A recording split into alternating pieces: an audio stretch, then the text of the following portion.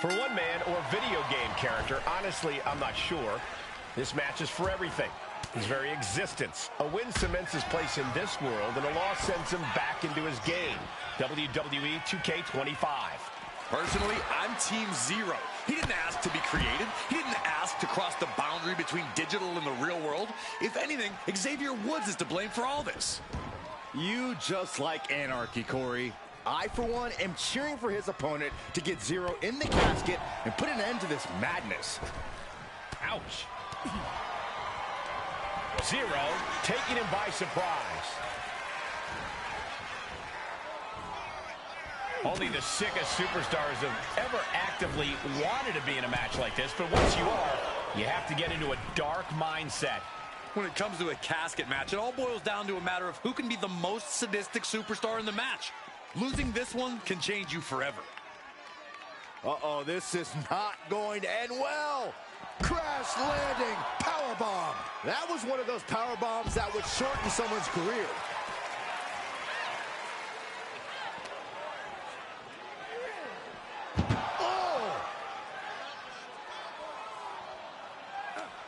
He finds a counter for Zero. Wait for it. Boom! Alabama slam. I do not see this match going on much longer with too many more moves like that from them. You have got to be in elite physical condition to pull off something like that. Solid punch. Zero taking on some damage. Here we go. It's popping off. Ooh! So much pride, so much resiliency on display. Neither competitor is backing down. Each exchange just sapping the energy from these two. Boom! You can feel the contact, and so does the WWE Universe. Both absolutely drained, but both refusing to give up.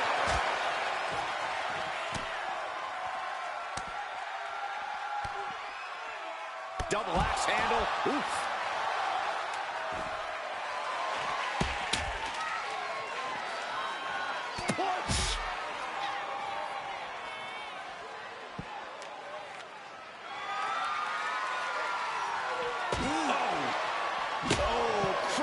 Kendo stick across the head. I don't know if Zero can withstand much more of this. But Zero is just one move from turning this around.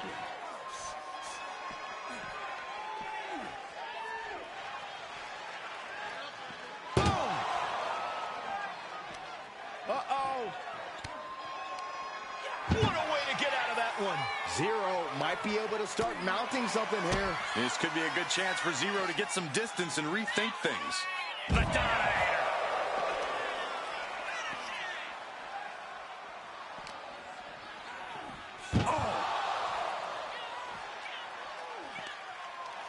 Muscled into the casket. Close the lane, win this thing, win it. And this onslaught's really taken... Trying to... And they're able to fight their way out of the casket. They can't be human. That's ridiculous. He wants this fight on the outside. Oh, and a wicked clothesline.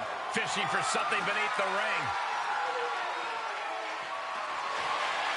And here comes Old Faithful. The steel chair is in hand.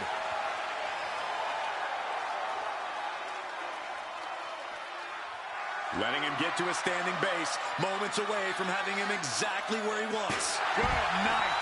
Ouch. Now look at Zero's face after that. And he's staggering to his feet. About to head right into danger. Oh, a wicked clothesline. I don't know if Zero can withstand much more of this. But Zero is just one move from turning this around. Intense look in the eyes as he calculates his next strike. He answers right back. Zero might be able to start mounting something here. This could be a good chance for Zero to get some distance and rethink things. Big clothesline.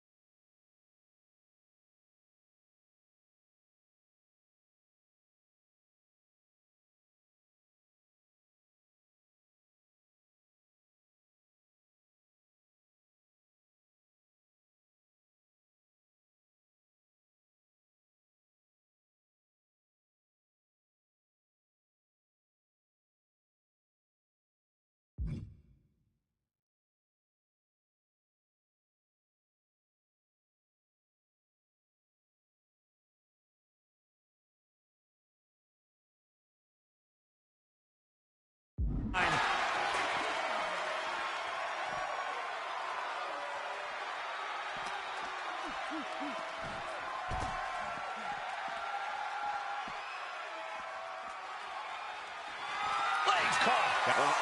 Proof these superstars have done their homework. Boom.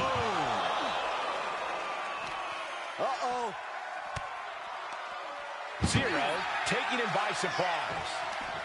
Several reversals, neither superstar able to penetrate their opponent's defenses. Boom. Knee right to the side of the face.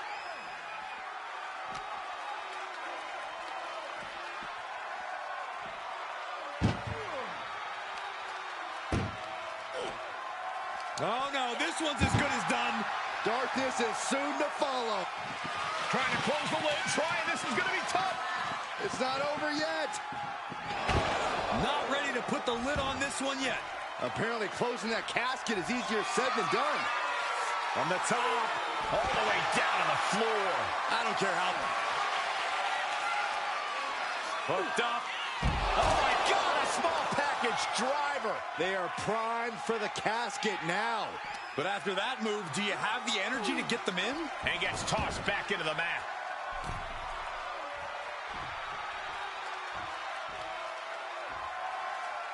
Oh, catapulting down on the opponent. Oh. And the DDT. He finds a counter for Zero. Big clothesline.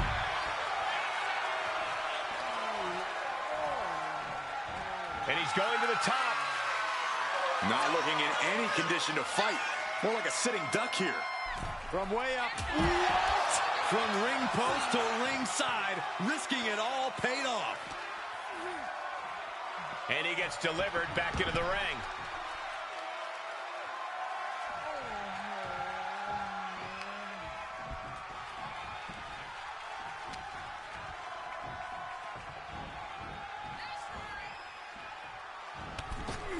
Clothesline sends their opponent all the way into the casket. Trying to force the casket closed to end this thing. There's no way they're going to prevent Doomsday here. And that, my friends, is all she wrote. What a victory.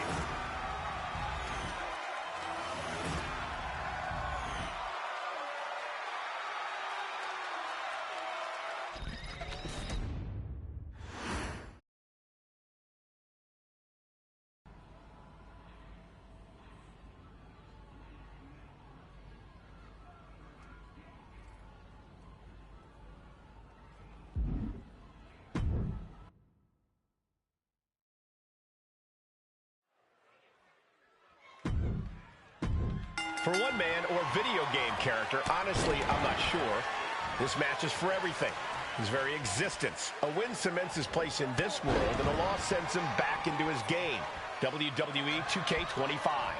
Personally, I'm Team Zero. He didn't ask to be created. He didn't ask to cross the boundary between digital and the real world. If anything, Xavier Woods is to blame for all this. You just like anarchy, Corey. I, for one, am cheering for his opponent to get Zero in the casket and put an end to this madness.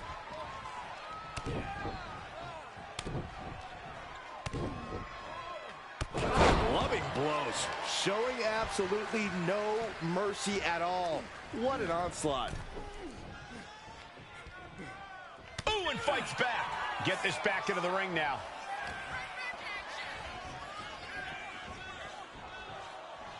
Bang! He finds a counter. Punch lands. And this one could be moving to ringside. Heads outside the ring. And no countouts means he can take his time. Zero doesn't seem as composed after that attack. This is how it starts. The groundwork is being laid here.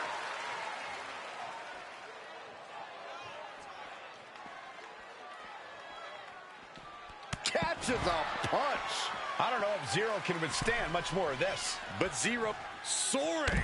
You gotta be kidding me. No matter who you are, when you crash on the floor, a searing pain races through your body. Short jab. Just raining down those shots to the back of the neck. Double axe handle. Oof. Every strike more devastating than the last. And he's looking to the crowd for some much-needed support. Will he get on with it already? This is a fight. And he heads back into the ring. Off the rope. Oh, big mistake, and that error could be costly. Buster.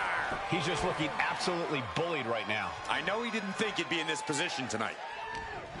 No one wants to be inside of a casket before their time, but sometimes that's the way it is in this match. It's bound. Can they clip? Did they survive?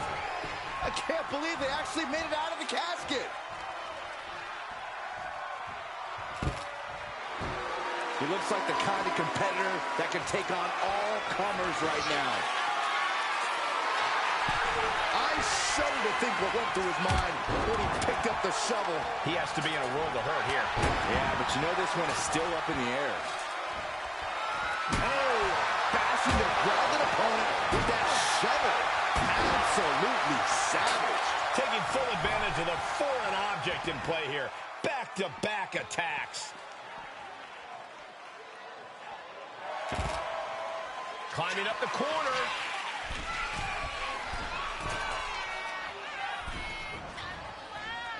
Boom, right in the button. I don't know if Zero can withstand much more of this. But Zero is just one move from turning this around.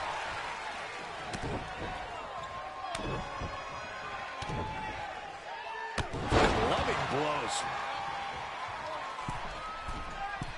From the middle rope. Oh, what a splash.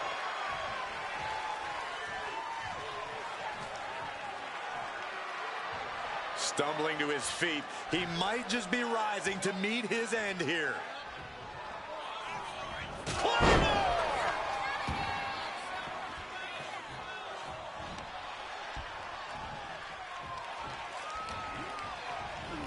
He puts him into the corner. Superman punch in the corner. This is the time to get them in the casket and try to win this thing. Punch connects. I don't know if Zero can withstand much more of this. But Zero.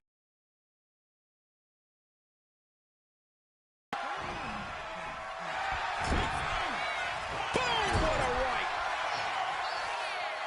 Oh! Just stomping away.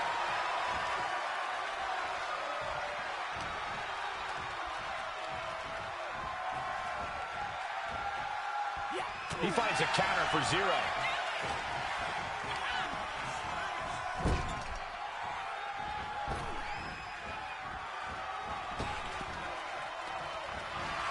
Zero taking him by surprise. Oh! Turned that around and planted them. Good God Almighty, that could end it all right here. Waiting a minute. Got it cinched in. This could be it. Package driver. This is the moment. This has to be it. And waiting ringside is a nice cozy casket with his name on it. Oh!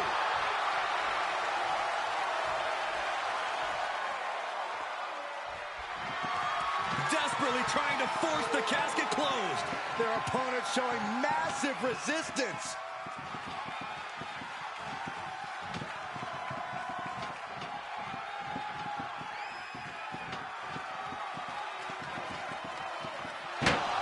They did it! They survived for now!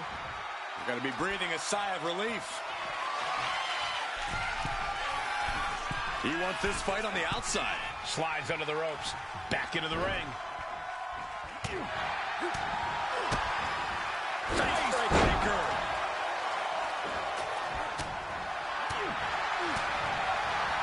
All the way up. Oh, no. Good night. The Dude Buster! Oh, no, we've seen this before. Behind you! Behind you! Oh, gotta be honest, Byron. That caught me by surprise. I don't think any of us saw that coming, Michael. It is unbelievable what these athletes have been putting each other through. Absolutely pushing each other beyond. Well, we've got a struggle on our hands to close the... And they got out of the casket. Thankfully. And he now slides back into the ring. There's some power behind that punch. Uh-oh, look at what are they going to do? Oh, right to the face. Right to the back of the neck. And again. Enough. Clubbing blows.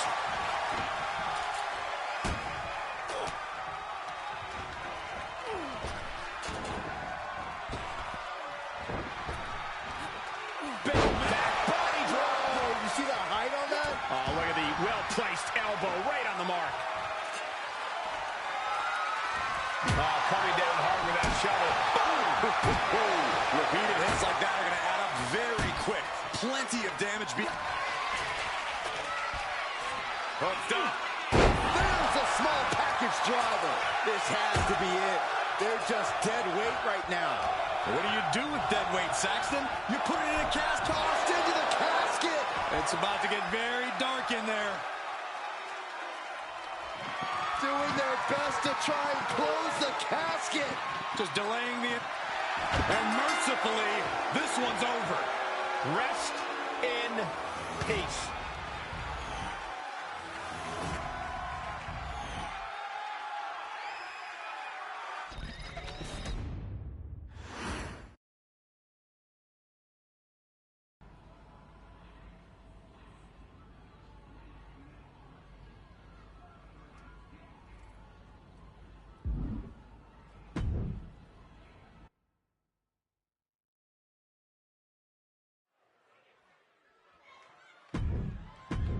For one man or video game character, honestly, I'm not sure. This match is for everything. His very existence. A win cements his place in this world, and a loss... No way! Cross body! Whoa! Fearlessly soaring to the outside. My goodness. Doing whatever it takes to eliminate the competition. Oh, kick right to the back. Oh. Oof. And just in time, he gets out of there.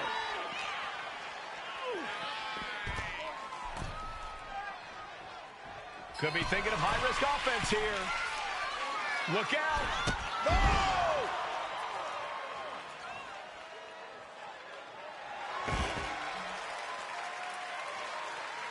No! Oof, well measured. Corey, an important aspect of this casket match is going to be spatial awareness. You have to stay aware of where the casket is at all times. Both so you can avoid getting sent into the casket, and so it's right where you need it when the opportunity presents itself. Zero showcasing his strength. Nothing holding him back. He's ready to show out. Kendo stick to the skull. So much disdain with each of these shots. Something about this is starting to feel way more personal. Big splash. Oof. Kick lands. Ooh. Oh, man, a little extra luster behind that kick. Zero doesn't seem as composed after that attack. Devastating kick. Zero saves himself. Boom!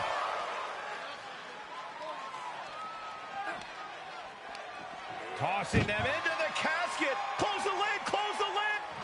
Doing their best to try and close the casket. Just delaying the inevitable.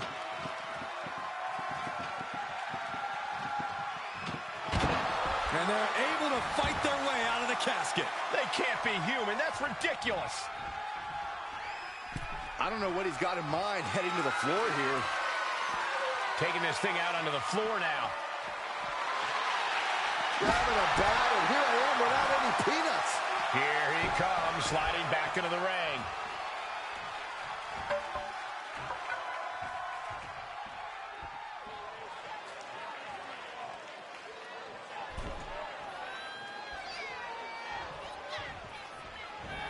He's headed up high.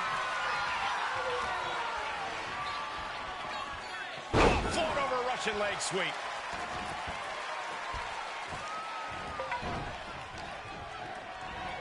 Front face lock applied, has the leg hook.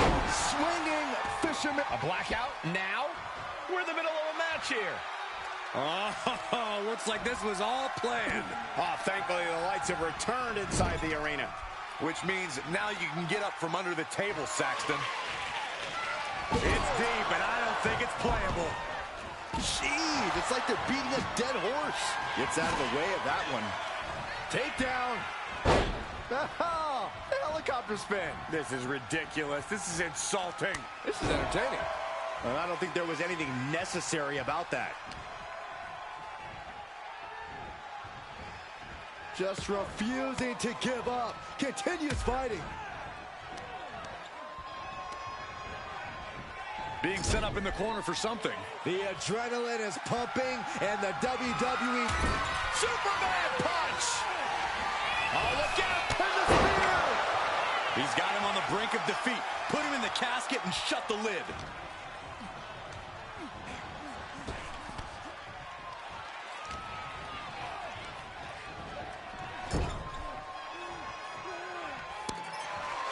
Has them in the corner, getting it charged up. There's the clothesline.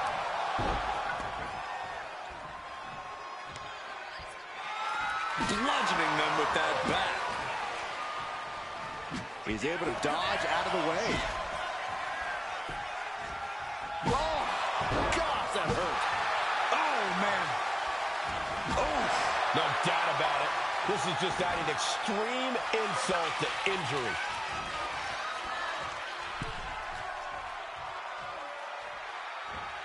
Clothesline in the corner.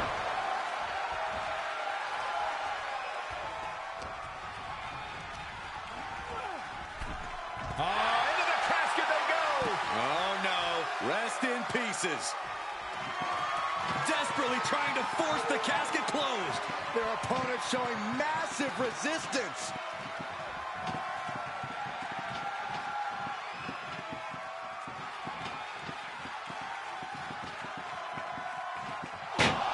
They did it! They survived for now!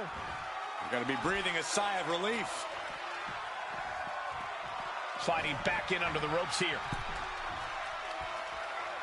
Oh, got all of that one. That's how you destroy an opponent. Oh, man. Might as well be in the batting cage now. This is what you do when you're looking to do more than win a match. You're looking to hurt someone. Springboard, but nobody home. Ooh. Oh, ouch. Zero.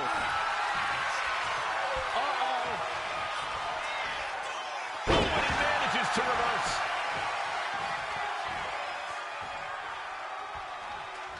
These men have been giving each other such a beating. And you can see the toll of that beating taking effect with every movement.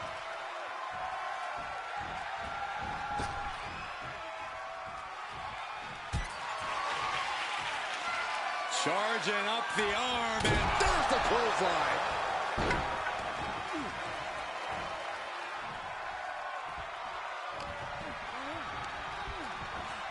Placed him in the corner here.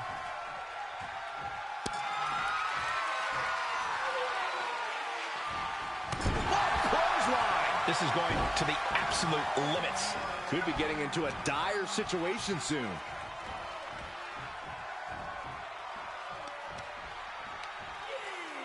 Ooh, man.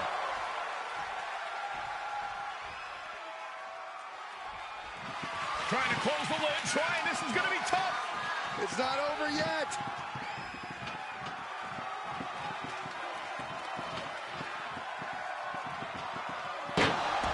Close call for that superstar. How the hell did they survive? And now he's back into the ring. He's headed out to the ringside area. Oh, targeting the stomach.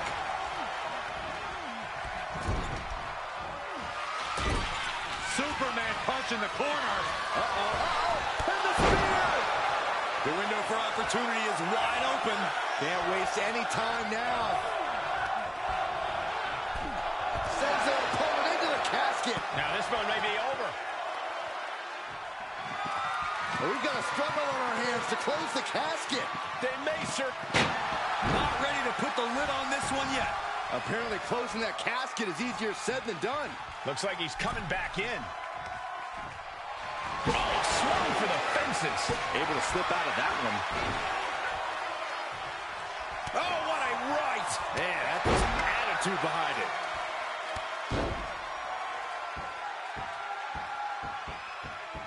Oh, and a stomp right to the back. I don't know if Zero can withstand much more of this. But Zero is just one move from turning this around. Nice job dodging contact there. Oh, a horrific crack in the back. Just a ghastly shot. Trying to string together as many hits with that weapon as possible. Come on, stop this. Your point's made. No need to keep on doing this. You can feel the WWE Universe reverberating off every corner in this building.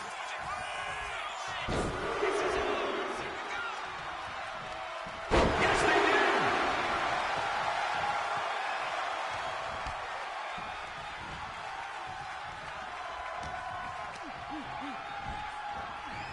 Being placed in the corner here.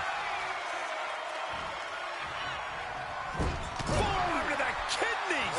And his body is still the focus of the attack. Tornado DDT.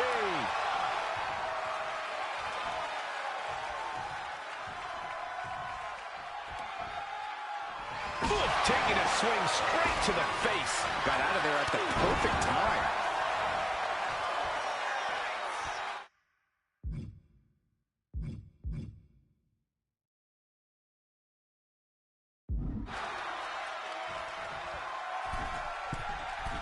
From the middle rope. Oh, what a splash. And he's got him in his sights. Got him right where he wants him. Zero taking him by surprise. This is it. Can he get him over to the casket and slam the lid?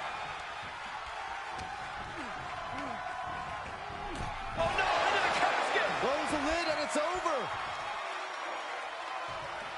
Can they close the casket? But the opponent is trying to fight back. It's a battle of wills here. And then they survive. I can't believe they actually made it out of the casket. Looking for something, anything under the ring. And it's time to play the game, as they say, with this sledgehammer. Oh, this is really getting out of hand here. Someone needs to step in. Mercilessly attacking over and over with no remorse. This kind of brutality is sickening. Now, this is just overkill. This is just unnecessary. This is no way to treat any... The end could be near. Stay focused and make your way to the casket. Out of the ring and into the casket. The end is near. Well, we've got a struggle on our hands to close the casket. They may survive. They're fighting back. And they got out of the casket. Thankfully. Heading back to the ring. Jumping knee strike. Lights out. He's looking to take things to the outside now. Headed to the outside. But for what reason?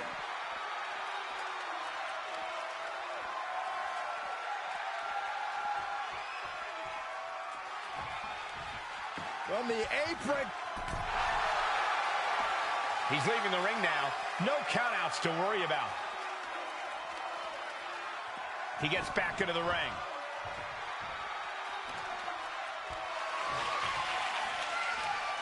He's looking for something. This could get dangerous. He's grabbed a shovel, and this match just took a sadistic turn. Out of the ring and into the casket. The end is near. Can they close the casket? But the opponent is trying to fight back. It's a battle of wills here. They did it. They survived for now. Gonna be breathing a sigh of relief. He's out of the ring. What does he have in mind now? Sliding into the ring now. Has it hooked in and... Small package driver. Casket's just feet away. He's got to act fast if he wants to end this match. And listen to this place. It's deafening in here, Michael. Moves from the ring to the outside.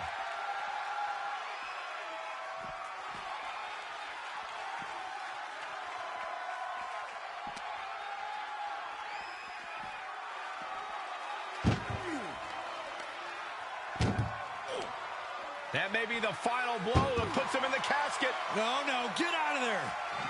Trying to close the lid. This is going to be tough. It's not over yet.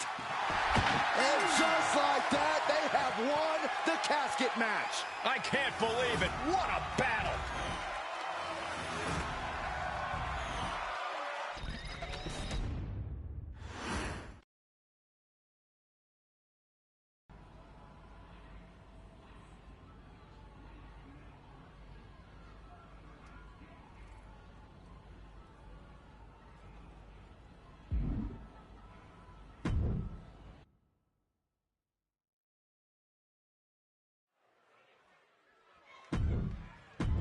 For one man or video game character, honestly, I'm not sure. This match is for everything. His very existence. A win cements his place in this world, and a loss sends him back into his game. Wwe 2K25. Personally, I'm Team Zero. He didn't ask to be created. He didn't ask to cross the boundary between digital and the real world. If anything, Xavier Woods is to blame for all this.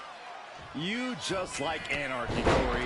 I, for one, am cheering for his opponent to get Zero in the casket and put an end to this madness. And now he may be planning to turn this match into his very own home run derby. He wastes no time dodging the attack. Oh, my goodness. You could feel the resentment building with each stomp there. Stomp after stomp after stomp. I don't know if Zero can withstand much more of this. But Zero is just one move from turning this around. This type of match can prey on all of your fears. Corey, how does a competitor avoid becoming the victim and leave here victorious? Be methodical. Execute a strategy that does not require a lot of high risk. Land heavy shots, and when the opening presents itself, make a move to get them in the casket and close that lid. Zero saves himself. This is just turning into a savage display of violence. Come on, this has gotten way too far. Just stop this already. Come on, this has gotten way too far. Just stop this already. Now, this is just overkill. This is just unnecessary. This is no way to treat any human being. Deadlift the power.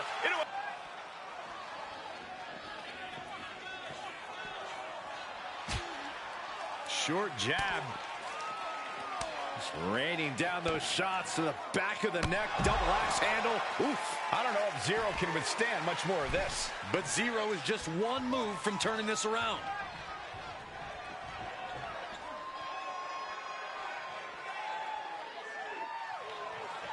And he comes in under the ropes now.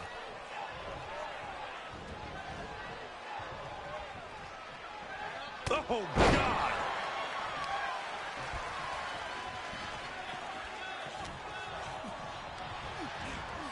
Getting set up in the corner now. Superman punch! Oh, look out! And the spear! Now's as good a time as any to capitalize and get them into the casket. Yeah, but it's not going to be easy. They are completely out right now. Sends their opponent into the casket. Now this one may be over. Doing their best. Not ready to put the lid on this one yet. Apparently closing that casket is easier said than done.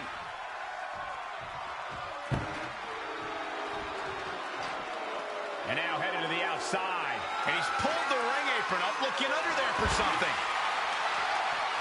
He's got one thing on his mind with that chair, and it has nothing to do with lounging. And now he's back into the ring. Ooh, what a punch. That's how you stop your opponent. I don't know if Zero can withstand much more of this. But Zero is just one move from turning this around. Oh, launching himself from the ropes. Punch connects. We all know what he's thinking here.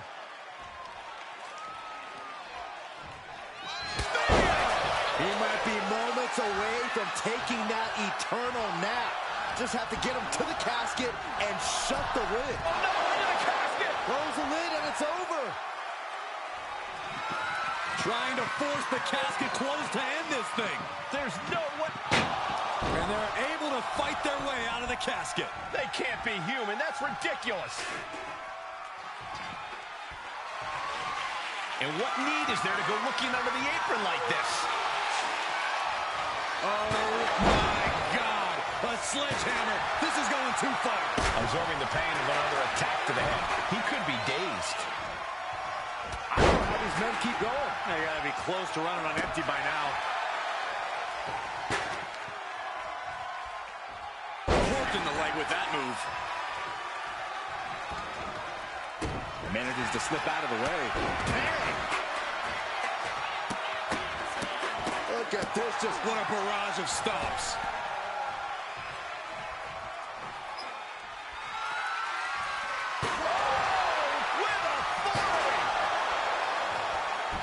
timed his defense perfectly. The sheen is starting to wear off of him a bit now. Yeah, Zero came prepared for this matchup.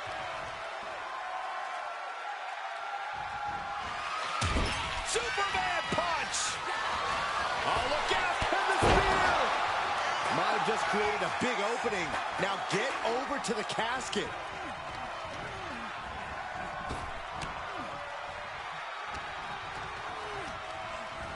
And into the turnbuckle he goes. Clothesline in the corner, and an elbow for good measure. Oh my gosh, what impact! And that was a clear attack to his core, maybe seeing an opening. Zero saves himself. Catches a punch.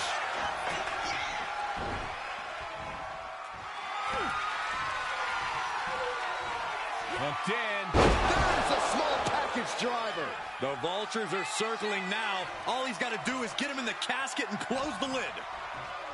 The WWE Universe showing the love for these superstars who have given them so much tonight.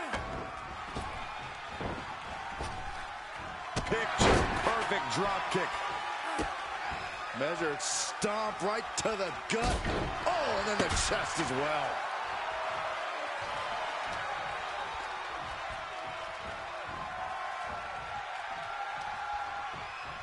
Shoved into the ropes and attacking the lower back. Ooh, sledgehammer to the body.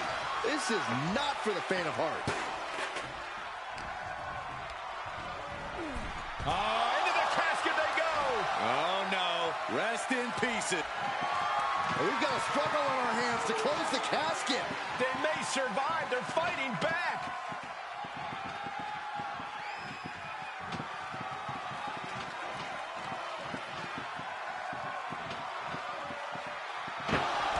Close call for that superstar.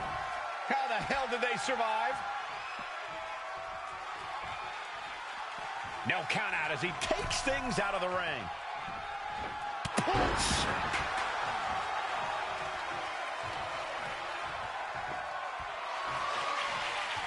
My goodness, the human skeleton shouldn't have to endure a smash like that. Oh, strong impact. No doubt about it. This is just adding extreme insult to injury. Mercilessly attacking over and over with no remorse. This kind of brutality is sickening. I don't know if Zero can withstand much more of this. But Zero is just one move from turning this around.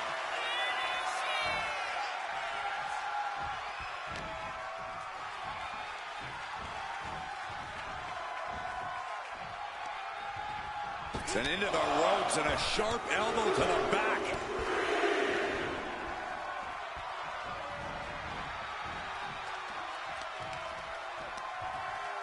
Oh!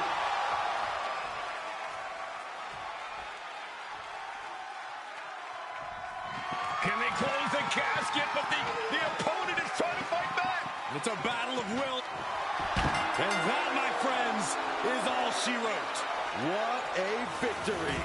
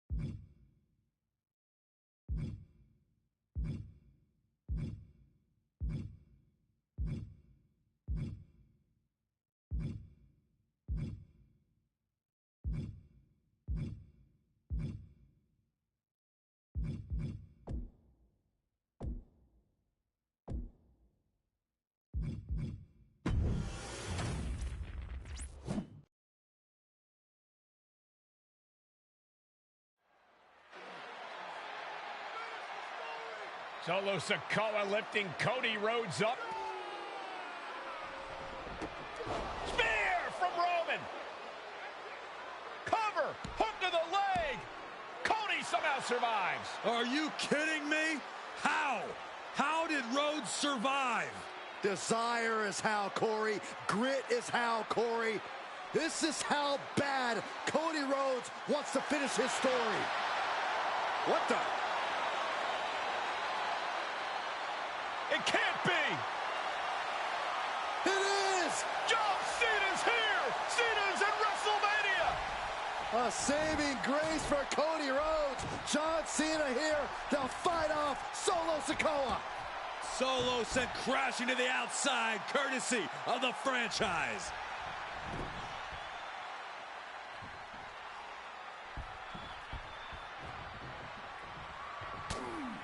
Cena, we're gonna muscle up Roman. Attitude adjustment. Reigns is hurt.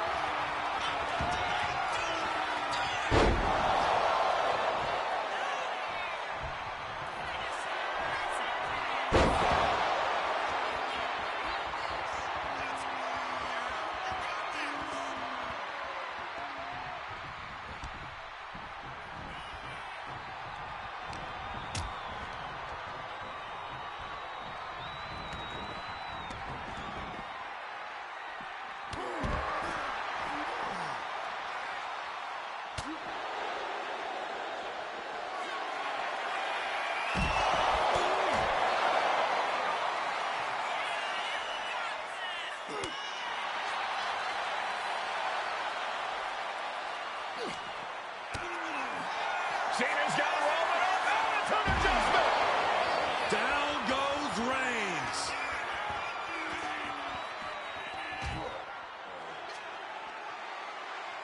And now John Cena with Solo Sikoa and through the announce table.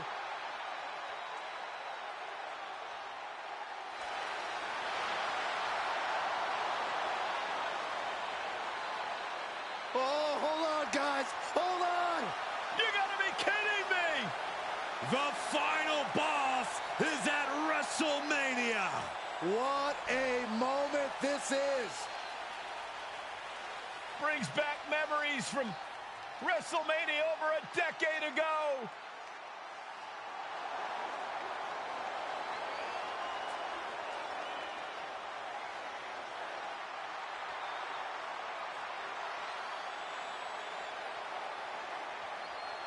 Now this is a WrestleMania moment. Rock and Cena face to face, feeding off the electricity of this crowd. This is absolutely surreal.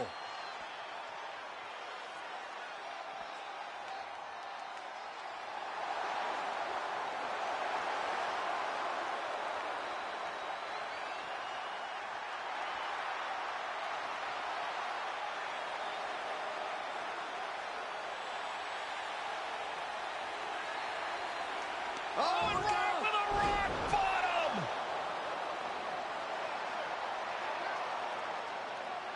The final boss strikes, and Cena is down. And now The Rock taking off the Mama Rhodes weight belt. He's going to use it against Cody.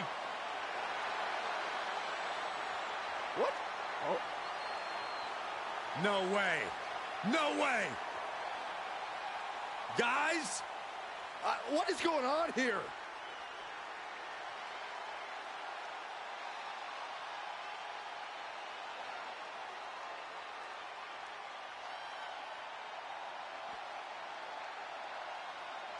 We know that music all too well, but It's Seth Rollins.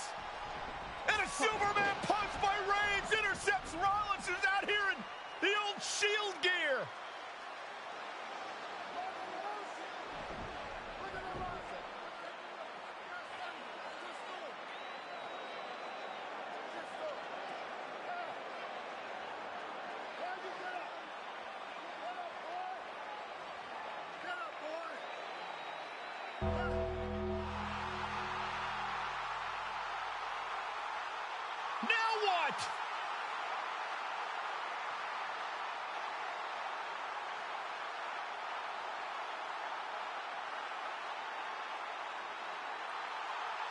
Undertaker's in the ring! Oh my gosh! The Great One face to face with the Reaper at WrestleMania.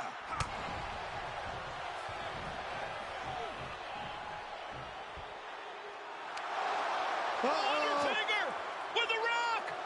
Choke slam! The Undertaker's back in WrestleMania! Unreal!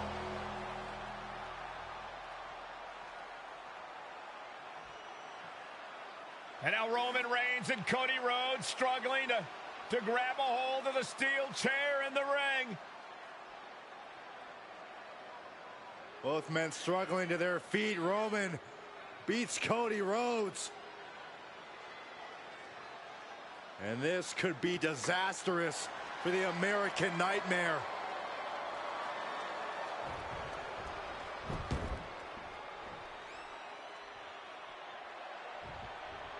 Poetic justice. Roman has never forgotten and has never forgiven.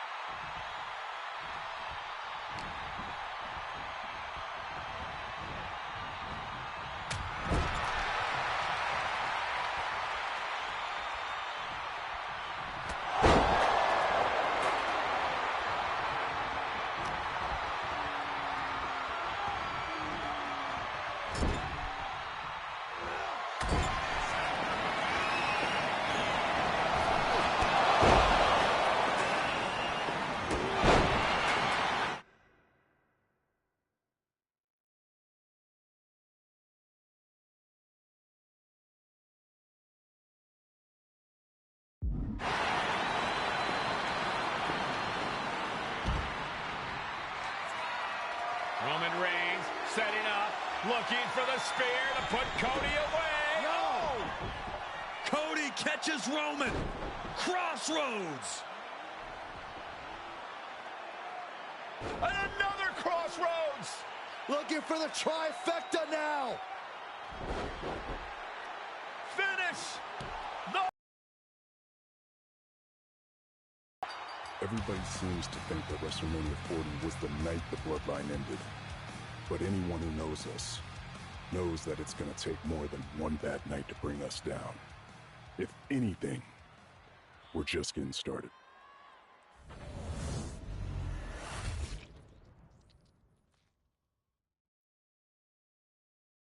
Ladies and gentlemen, my name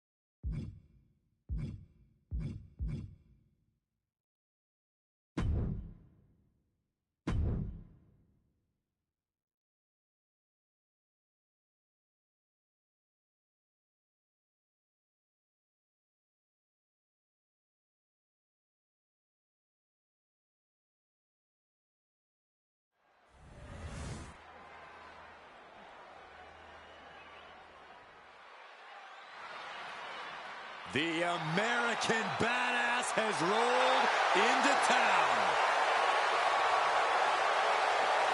The following contest is a last man standing match. Making his way to the ring from Death Valley, weighing in at 105 pounds, the Undertaker. Great striking and MMA skills. The reckoning has just arrived. I'm going to say his opponent made a big mistake by just showing up tonight.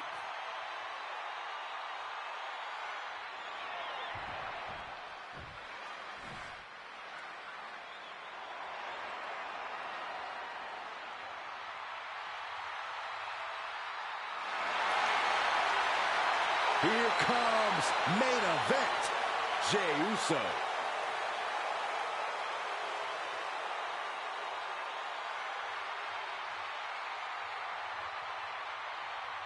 And his opponent from San Francisco, California, weighing in at 242 pounds, main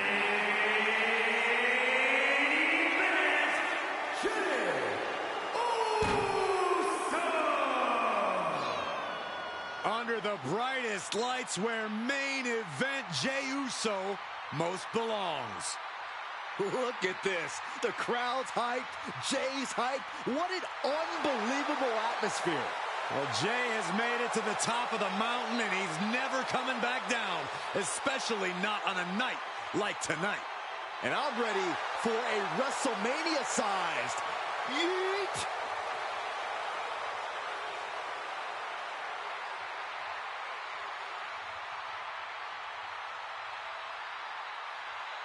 Hey guys, Jey has earned the main event moniker by any metric. Jey Uso captured the Intercontinental title, main evented WrestleMania with his brother, and won the Royal Rumble. Now there is no doubt he is the main event.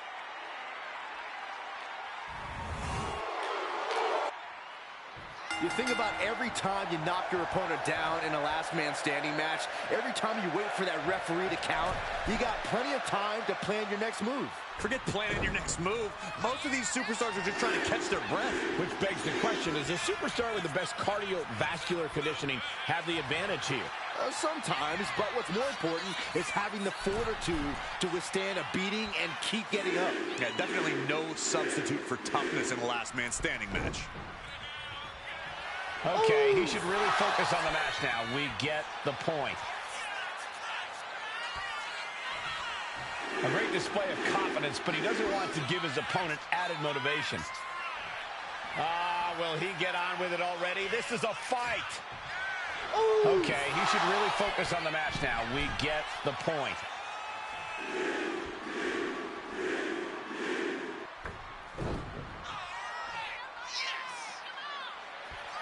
And for main event Jey Uso, this is as much about a mental advantage as a physical one. Will he get on with it already? This is a fight. Okay, he should really focus on the match now. We get the point. He could be enjoying the moment too much, giving his opponent a lot of room to recover. That's right. Put your ones up in the air for main event Jey Uso. Okay, he should really focus on the match now. We get the point.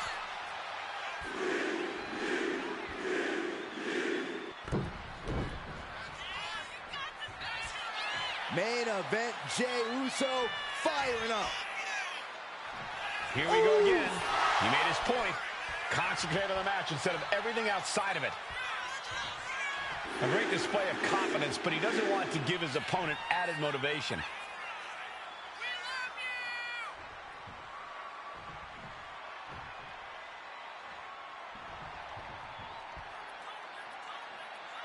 Jey taking his offense to the top rope.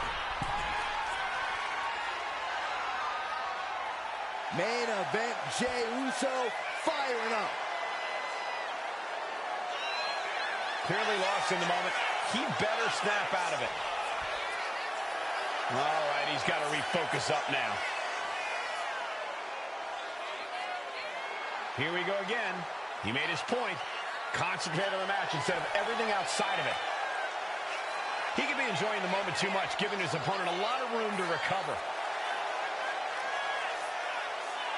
Strong display from main event Jey Uso, but he'll be hitting the showers if he shows off too long. Here we go again. He made his point. Concentrate on the match instead of everything outside of it.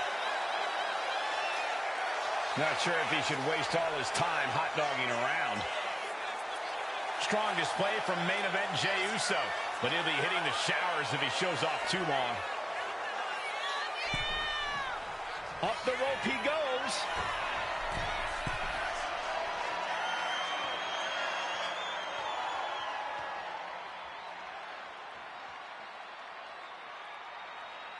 Looking around at the crowd, they seem to have no idea what's going on here either. No idea why neither superstar is rushing to get this match going.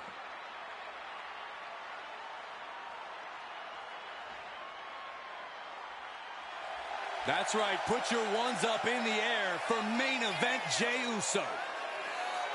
Here we go again. He made his point. Concentrate on the match instead of everything outside of it.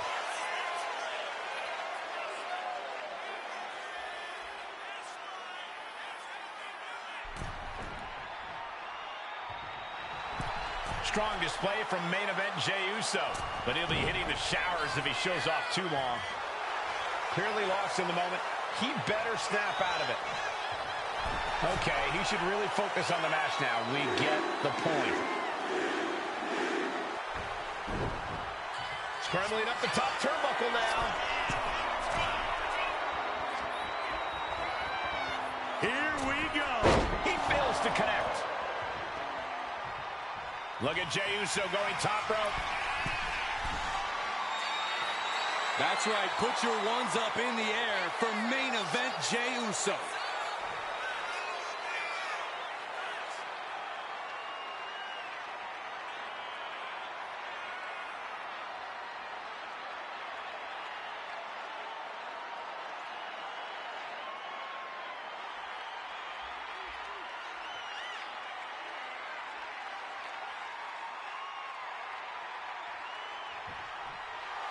I'd be running if The Undertaker looked at me like that.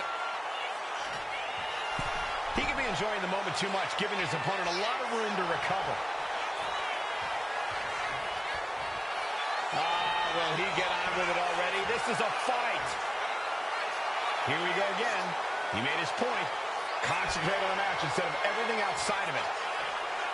I understand getting yourself fired up, but he needs to stay on his opponent. Will he get on with it already? This is a fight.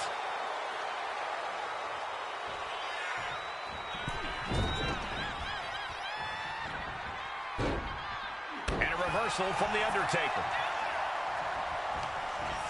Ooh, slows that down with a well-placed kick. Super kick! Main event Jey Uso firing up. Clearly lost in the moment. He better snap out of it. And a clothesline.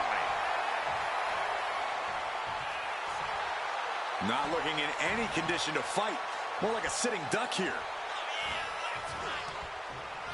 Knew what was coming from Taker. Jey executing a plan. Uh-oh. Gets out of the way of that one.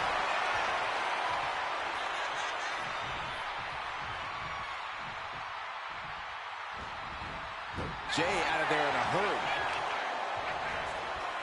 Neckbreaker! Main event Jey Uso just begging for a go. Taking a flight to nowhere. Really thought that was going to work, but now we got a human being we have to scrape off the floor. Look out! Oh no, went big and pays for it. A terrible miscalculation. Missing a move like that can cost you more than the match. Main event Jey Uso just begging for a fight. And he re-enters into the ring. Oh man, kick to the face. He counters with a great reversal. Wrist lock applied. Elevated wrist lock. Ooh. What grace. Uh-oh. What a counter. He's just waiting for that perfect moment. Getting back to his feet, trying to fight on, but it might be too late.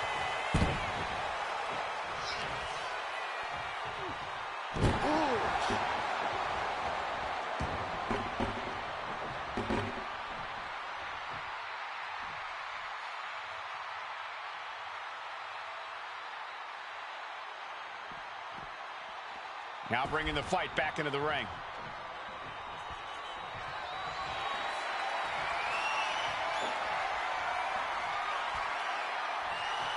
Main event, Jey Uso just begging for a fight.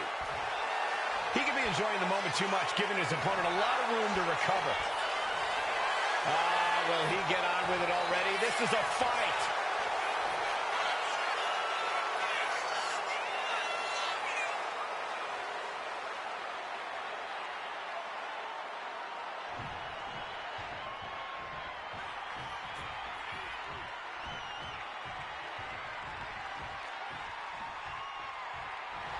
That's right. Put your ones up in the air for main event Jey Uso.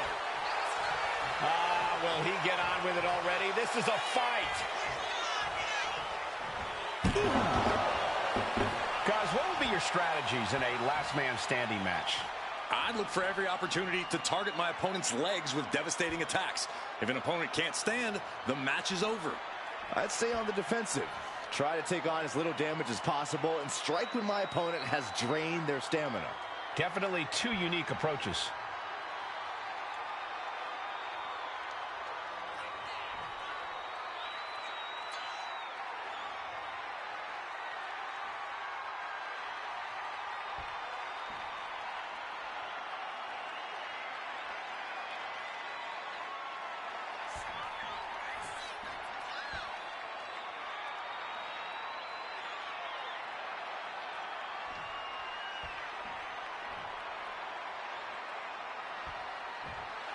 Main event, Jey Uso firing up.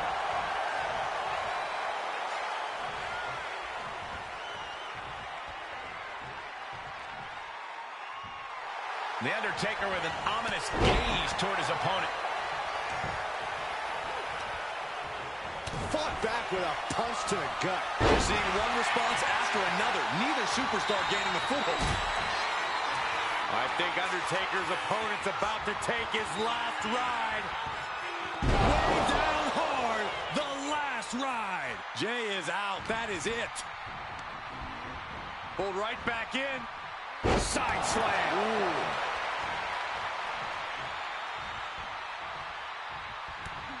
Brought down with a snapmare. His body is showing the effects of this match. And we're deep into this last man standing match now. Every blow makes it harder and harder to stay off the ground. And what a reversal from Jey Uso. Oh, God. Oh, and a big uppercut. Headed out to ringside now. What does he have planned? Uh-oh, he's searching for something. Shades of the old EC dub as a kendo stick is introduced to the proceedings. He's looking to unload on his opponent with that kendo. Oh, my! He gets out of the way. Oh! Jey Uso with a big punch. Now he's yeeting along. And Jey Uso having a little fun with another.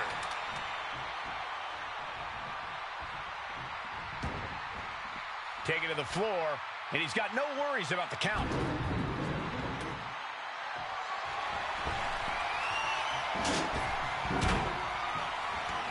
I don't know what they're looking for here. He's rummaging for some sort of equalizer underneath the ring. He quickly slides into the ring. Got out of the way. Oh, kick right to the face.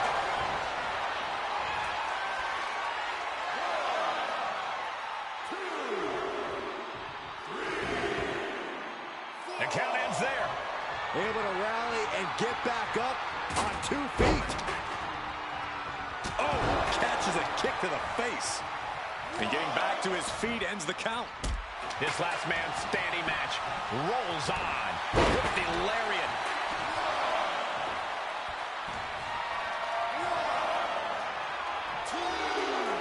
He's just taunting his victim now.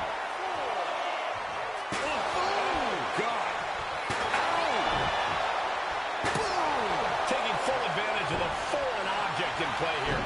Back-to-back attacks. What a shot, straight brutality coming right at you. This is beyond personal now. This is about putting the competition out of action. The time has arrived to rest in peace. Taker just ended this.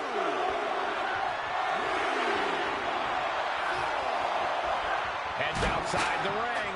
And no countouts means he can take his time. Oh, man, he is more than fired up right now. And now heading back inside the ring. Somehow took down The Undertaker. 2, 3, 4, 5, 6. We might be in the final moments of this match. Gotta dig deep. Watch out, tossing those steel steps like they're nothing. And some well-timed offense really rocking Taker there. That's just the kind of thing main event Jey Uso does, gentlemen. Flowered by the steps. That'll make you reassess some things. Knee strike connects. Bang! Oh, pinpoint kick to the back. Undertaker facing some trouble. A fully focused Jey Uso right here. Getting up and stopping the count. No sign of surrender here. DDT. And he's back on his feet. The ref count has to stop. He finds a counter for Jey. And that can be a first step towards The Undertaker gaining control. Yeah, the dead man getting some refreshed vitality. And a heinous attack to the knee. It's not every day you witness a battle like this one unfold. Yeah, the WWE Universe clearly realizing just how lucky they are to be watching this match live. Oh, diamond-plated steel coming at you.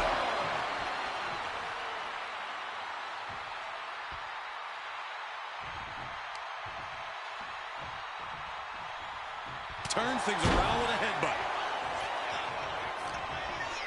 No escape for him. Down with the Samoan drop. 2, 3. On wobbly legs, but still somehow in this fight. Oh, he had that scouted. Uh-oh. He scouted that one. 2, 3. He's interrupting the count. Has something more in mind. I guess you want some extra insurance here to make sure the count will make it all the way. It is beyond electric in here. This energy is on another level. Saved by a leg sweep there.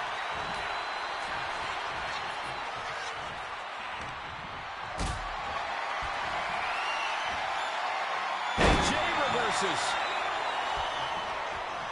Trading counters here. Snapmare could set something else up. Pulled right back in. Side slam. Ooh. Stopped in their tracks with a knee to the gut. Somehow he saw Taker coming. Man, earth-shattering. Will Jey take advantage? Strong display from main event Jey Uso. But he'll be hitting the showers if he shows off too long. That's 7. It's getting close. Knockout victory. This one is over.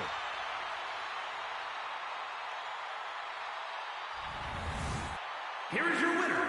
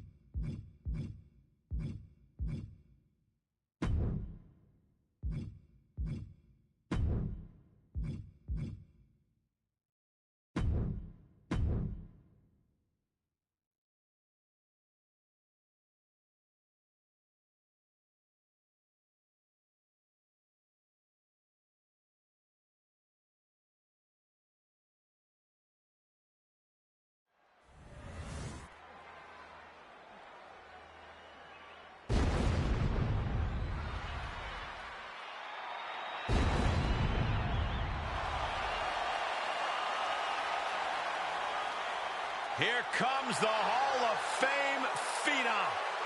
The most intimidating and imposing competitor in double.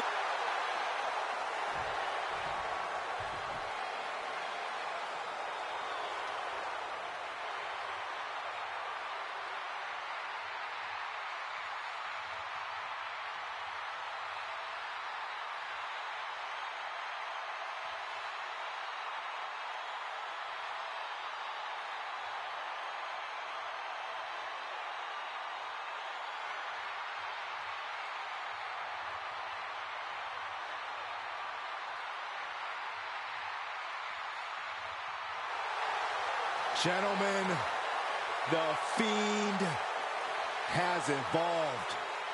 The face of fear at his most frightening.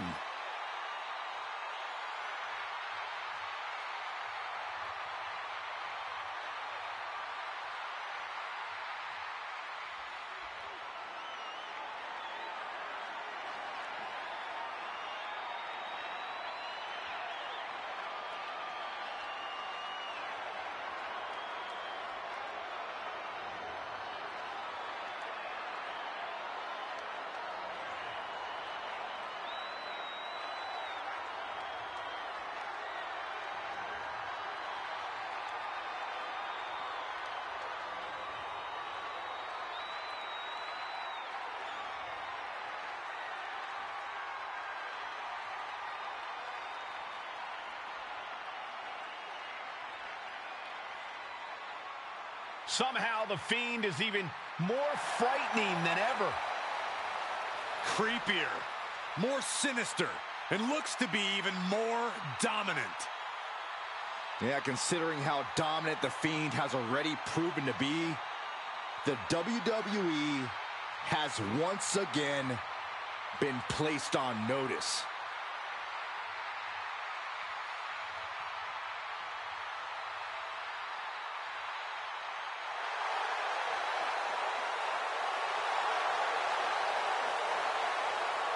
A true test of fighting spirit.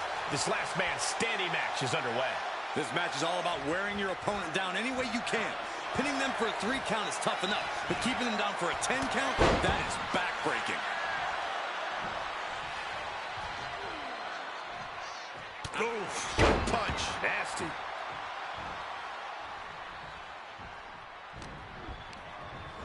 Pulled right back in. Side slam. Ooh. He's quick to get out of the way there.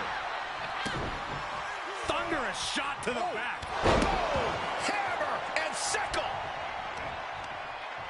Ah, and that surprises the Fiend. Ooh, vicious body shot. Got him right where he wants him. Oof, good punch. Nasty. He's getting on his feet, vulnerable to what's coming next. Unloads a shot to the gut. Carefully measuring, waiting to strike. The Fiend dodges that attack.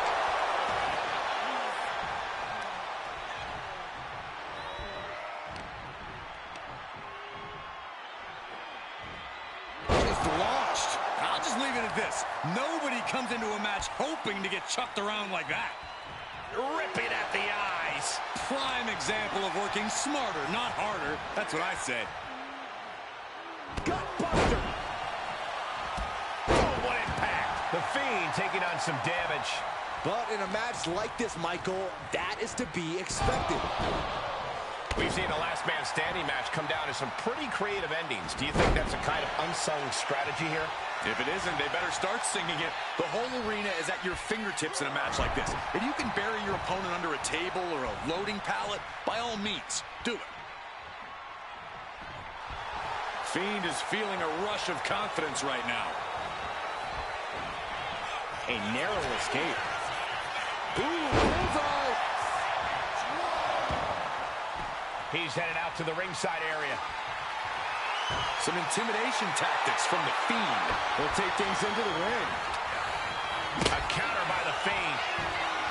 Oh, kendo stick wrapped around the head. Ooh. Oh! So much disdain with each of these shots. Something about this is starting to feel way more personal.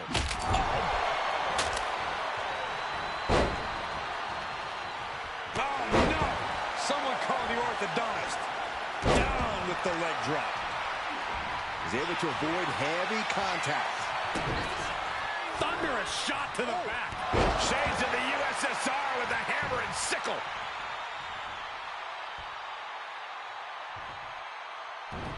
Sister Abigail. Good night. And if you weren't frightened of the Fiend before, he just gave you plenty of reason to be right there. I'm quivering. Uh-oh, mandible claw! Mandible claw! The feet.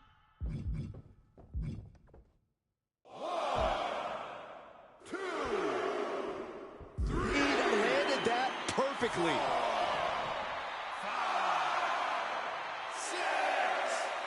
It isn't over yet. Answering the count, the match goes on. Oh, my God. I guess the damage isn't quite done here.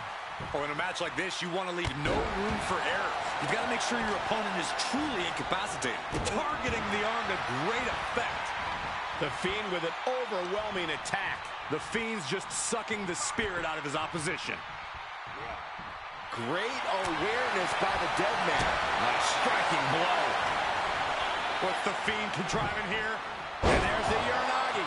Landed him. And it looks like he's planning to keep on going. He doesn't want this match to end yet. So much torque on the knee and ankle. Oh, predicted what was coming. Oh, no, guys. We better get out of here. Get out of my way, Corey. Spoken like a true man of bravery, Saxton.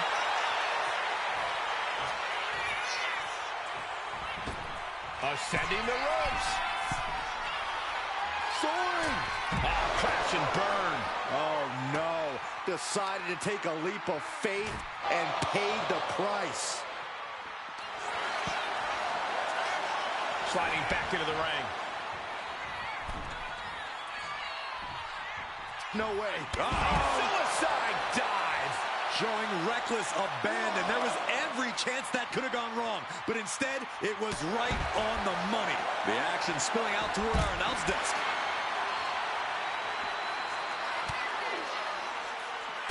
Delivers the cross body.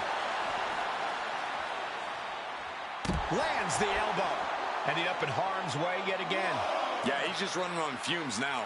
Got the knees up.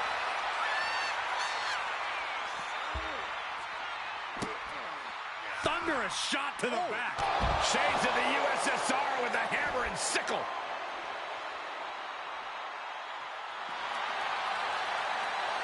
Fires back with a crucial elbow. He averts the offense. Fez press, raining down right hands. Ooh, quick knee to the gut. Series of counters here. Who will finally capitalize? Uh-oh, guys. We should probably take a step back here. Shades of the USSR with the hammer and sickle. This is what he feeds off of. Moments like this big match feel. All right, time for us to clear the way. Already ahead of you. Bam! Undertaker isn't being given any room to recover. We may be seeing a dead man walking. Oh, right into our announce table. Saxton, you stay here and hold down the fort. Oh, man. And a hellacious response from the battle-worn Undertaker. Yeah, the Fiend is dangerously close to being vanquished here. And the Fiend is clearly looking for a fight here.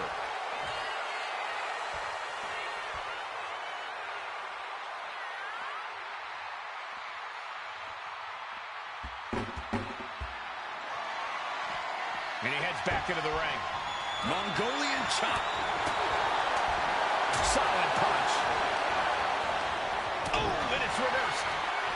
The press and the piston-like right hands. That is press. Hammering away. 1, 2, 3. Oh, my goodness. He is trying to get up, but it is not going well. Boom! Good defense from him.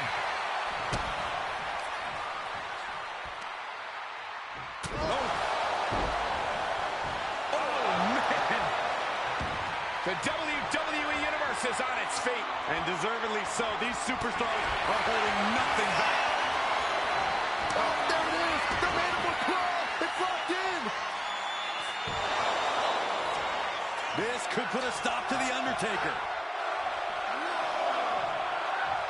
And the Fiend is clearly looking for a fight here. Okay, he should really focus on the match now. We get the point.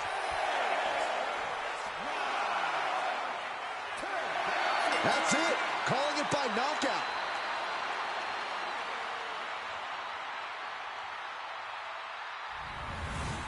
Here is your winner, the Fiend, Bray Wyatt.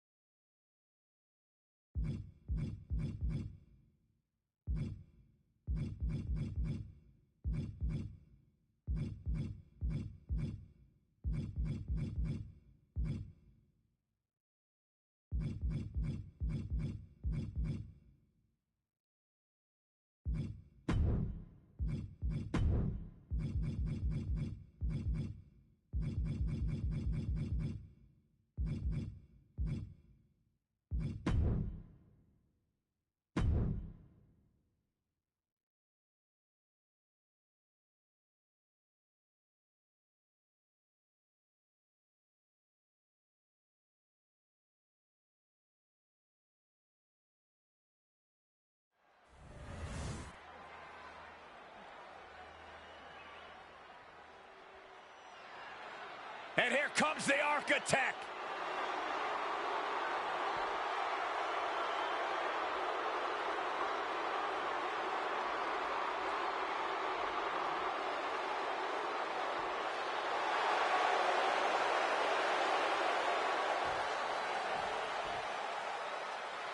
You have to pull out all the stops in this one. The damage you can suffer can be disastrous. Well, this is not hyperbole.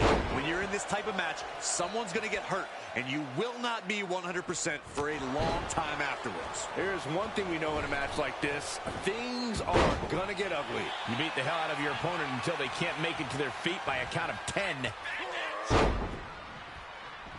And Tajiri finds its mark. Going outside. What's he got planned here? And what's he looking for here? Seth Rollins has found his favorite equalizer, a steel chair. And avoids taking any damage. Thunderous club comes down. Very effective. Repositioning their opponent. Looks like a neck breaker. Oh, forearm to the back. Cena's getting dominated. Yeah, Rollins is cutting Cena off at every possible pass. Oh. Especially in the early goings of a last man standing, the best thing a superstar can do when they're not the one being counted out is to get their bearings. Make sure you're breathing right. Worry about exerting yourself if and when your opponent starts getting up. Yeah, little things like that can be the difference maker in a lengthy match. And it looks like an invisible Cena can still feel the pain. Rollins unleashed his athleticism there. Nice running crossbody. kick to the back. Oh, wicked kick to the lower back. Counters. Holy time offense there. Has it hooked in. Goodness, inverted suplex. Uh-oh. Turned the exchange around and swept them.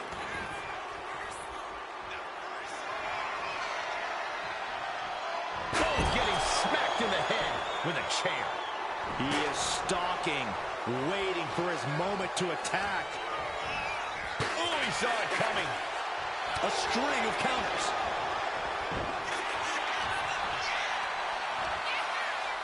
It's a no-good driver. Rollins got caught believing his own hype a bit. Some superhuman ability on display from Cena. And he's going with the great equalizer here, the steel chair. Oof, punch, nasty.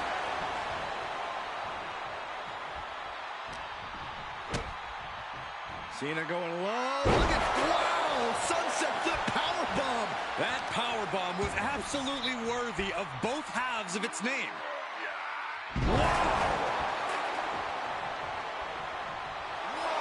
And look at all that clothing bouncing around. Cena must be letting out some pent-up emotion right now. Now John asserting control. Yeah, and an unrelenting Cena simply refusing to back down for Rollins. Rollins with a reversal. And Seth is finally able to mount some resistance with that. Exciting adrenaline from Rollins.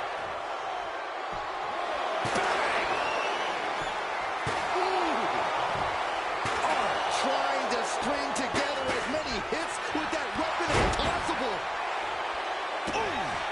Boom, what a kick. Oh, caught him. Uh-oh. Wait a minute, wait a minute.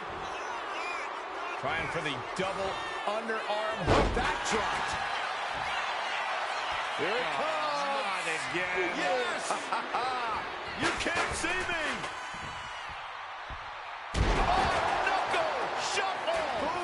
More proof that that is the strongest set of floating laundry we've ever seen.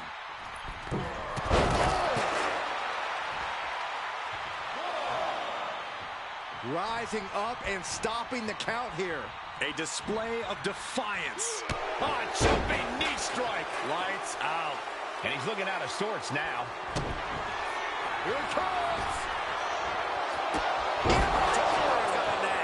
John Cena won't come back from that.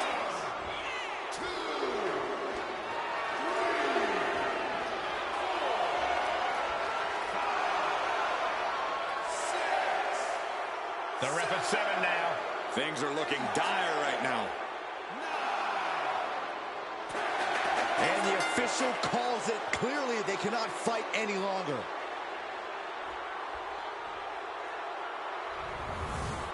Here is your winner, Seth freaking Rollins.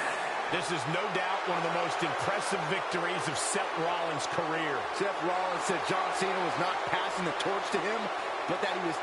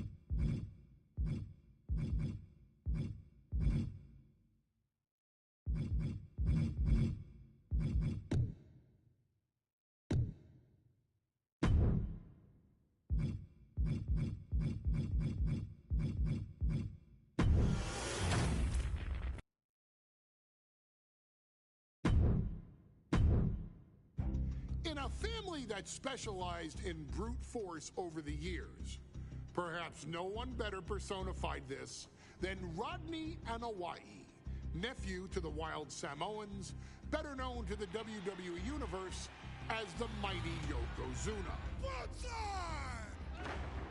The family's first world heavyweight champion, Yokozuna arrived to WWE in the fall of 1992. An imposing behemoth, to say the least, Yokozuna would make an immediate statement, winning the 1993 Royal Rumble just a few months after his debut. This victory would grant him a WWE Championship match at WrestleMania 9, where he took on Bret the Hitman Hart. This meteoric rise to the top was only a hint of the dominance Yokozuna would have on WWE for the next year. 2 WWE championships, a WWE Tag Team Championship, victory over the era's titans like Bret Hart, Undertaker, Lex Luger, and Hulk Hogan. Yokozuna is my middle name. I'm named after my uncle. I carry it with like so much pride and weight on my shoulders just because of like what he's done for this business and like who he is as a person too. It's a cool middle name to have, man. I represent it with the pride, man, that I have. Hopefully, man, I'm making him proud by doing that. The manner in which Yokozuna melded incredible size with unspeakable agility shocked the WWE Universe, who to that point were used to their monsters hitting hard but moving slow. Yokozuna broke the mold, punishing opponents with super kicks, uranagis, leg drops, and of course, his devastating Banzai drop. A maneuver so effective that once it had connected, nobody kicked out of it. Nobody.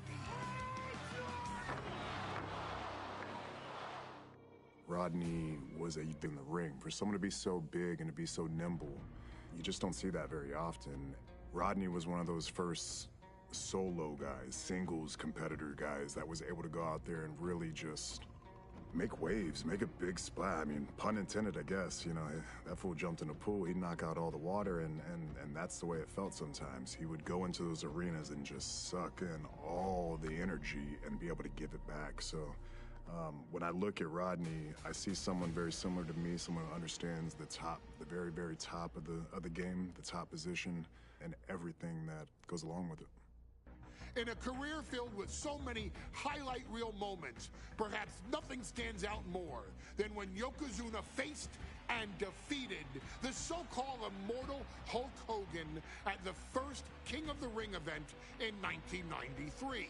Looking to humiliate Hogan after the Hulkster stole Yokozuna's WWE Championship only 2 minutes after Yokozuna defeated Bret Hart for the title months earlier at WrestleMania 9, Yokozuna entered the ring totally focused on the task at hand. And on that night, he not only got revenge, but his victory would send Hogan packing from WWE for nearly 9 years. Hulk Hogan is finished. Many felt that Yokozuna had indeed killed Hulkamania. Now you get to possess the power of the mighty Yokozuna and deal out punishment to Hulk Hogan to walk out of the King of the Ring, a 2-time WWE champion. Showcase the ability and the agility that made Yokozuna a Hall of Fame performer and take Hulkamania down. Banzai.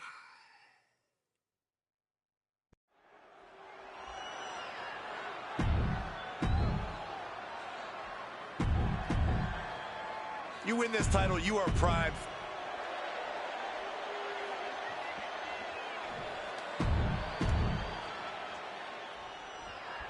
Michael Cole eliminate.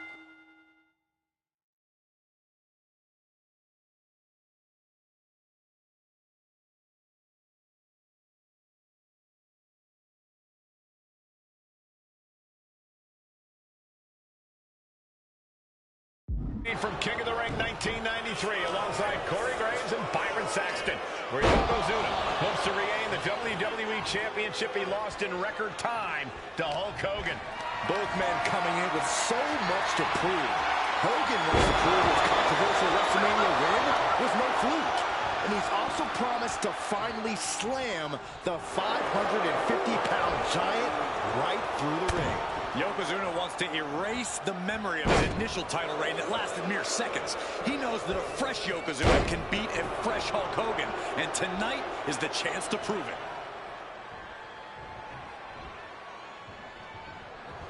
Boom! Did you hear the impact? Still so much more action to come after this amazing matchup. Of course, we have the King of the Ring finals later, but before then, there will be an 8-man tag team match.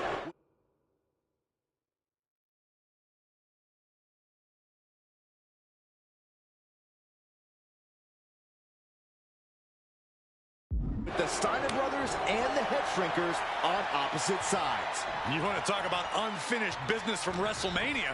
Those two teams went to war back in Vegas.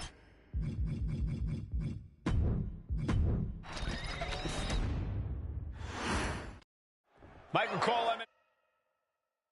emanating from King of the Ring 1993 alongside Corey Graves and Byron Saxton, where Yokozuna hopes to regain the WWE Championship he lost in record time to Hulk Hogan. Both men coming in with so much to prove. Hogan wants to prove his controversial WrestleMania win was no fluke. And he's also promised to finally slam the 550-pound giant right through the ring. Yokozuna wants to erase the memory of his initial title reign that lasted mere seconds. He knows that a fresh Yokozuna can beat a fresh Hulk Hogan, and tonight is the chance to prove it. So ruthless. Still so much more action to come after this amazing matchup. Of course, we have the King of the Ring finals later, but before then, there will be an 8-man tag team match with the Steiner brothers and the Head Shrinkers on opposite sides. You want to talk about unfinished business from WrestleMania? Those two teams went to war back in Vegas, and I expect even more hard hits here tonight. And Yokozuna just loves backing Hogan into a corner like this. Relentless domination of the champion. And Mr. Fuji looking on with much approval. There's no mistaking what that sinister smile of his means. He gets back into the ring.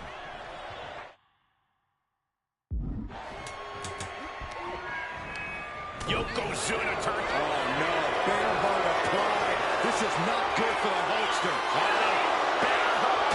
And a way to get out of it is being on display right here.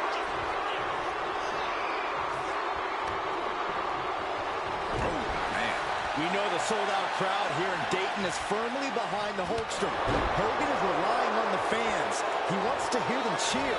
He wants to draw strength from all of them. Yokozuna is completely focused. He has not taken his eyes off Hogan since the bell rang. He is ready, believe me. Flapjack. Gosh, landing face first. And Yokozuna is really putting the pressure on. Yokozuna making Hogan regret wanting this match. I love it. One step ahead there. You know, Hogan slimming down may have an adverse side effect. Yokozuna can wrench those holds in around the Hulkster's waist now. Oh, the waist and chest may be a little bit smaller, Corey, but you better believe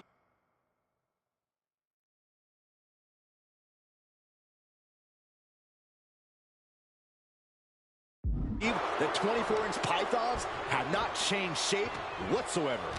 And those python. Yoko now. Belly to belly slam. That's got to be the end of Hulkamania. Jimmy Hart trying to rally. And a kick out by Hogan with authority. Hulk Hogan's not done yet. Hulk Hogan is coming alive. Yokozuna back to his feet. Big chop to Hogan. And Hogan's starting to hulk up here. How many times have we seen this over the years? These massive strikes from Yokozuna having absolutely no effect on Hogan. Hogan fired up. Hogan's ready to go. Hogan feeding off the energy of all the Hulkamaniacs. And here comes Hulk. And Yokozuna being backed up to the ropes. Big boot. I can't believe Yokozuna's still standing. Hogan continuing to pour on the offense. A second big boot, but Yoko still on his feet. Don't let up, Hulkster. Keep swinging, keep firing away.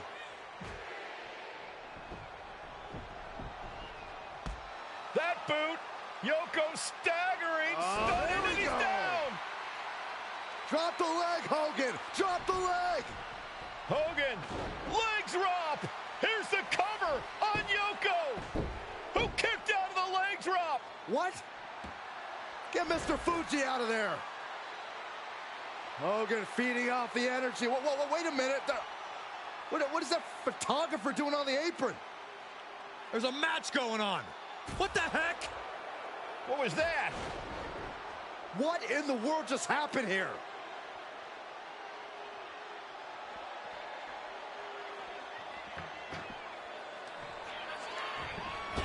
Oh, no. A big splash. Yokozuna demonstrating his full power. Hogan's in trouble.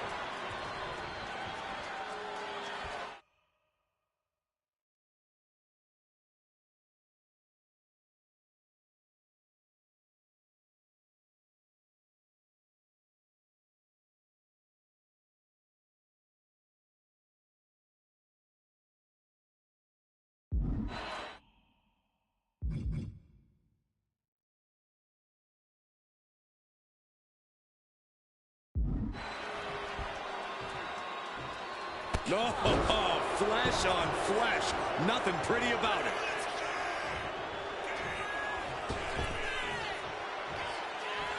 Devastating leg drop. And staying with it, into the cover. 2 count.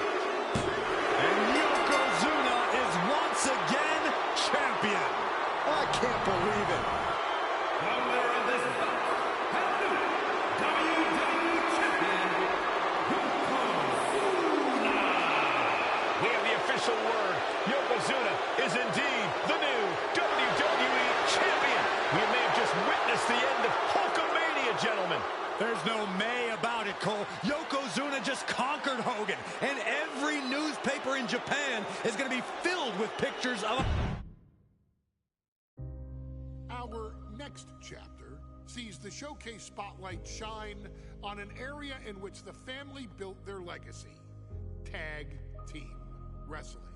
Starting with the Wild Samoans, Afa and Sika, all the way through to more recent champions like the Usos or Tama Tonga and Tonga Loa. This dynasty has always excelled in tag team competition, consistently showing an ability to dominate the division with a wide variety of looks. And the first team that we will look at, accompanied to the ring by Afa himself. Fatu and Samu, the Head Shrinkers. They put the fear in people's hearts. That's what the Head Shrinkers did back in the day. Second to none in that ring. You know, hard-nosed, battle-tested. They went for it every single night. More astute fans may also know that early in their journeys, Samu and Fatu were managed by me, Paul Heyman, then known as Paul E. Dangerously, and the SST, the Samoan SWAT team. The Samoan SWAT team is here. Vengeance is mine. Already an imposing force that early on, their future greatness was obvious to so many industry experts. Afa, more than anybody, knew he had the team on his hands, with Samu being his son and Fatu his nephew. The tribal elder was able to mentor both, instilling in them the same unrelenting approach to competition that made the Wild Samoans world famous. The team toured through regional promotions before a quick stop with me in WCW, but WWE was always their goal.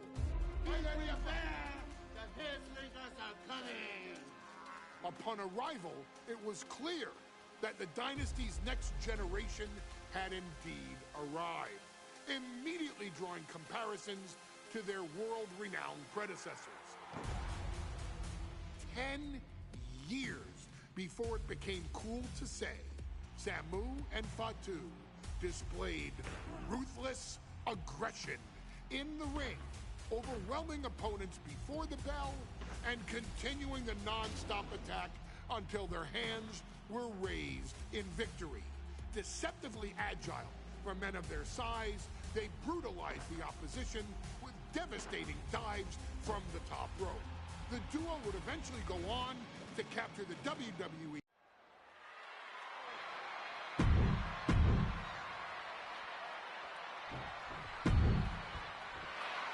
The Steiner brothers getting it.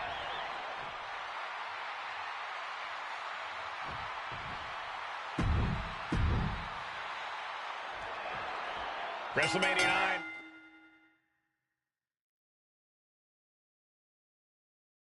Rolling on with a potential show-stealing match, guys. Two very hungry tag teams facing off.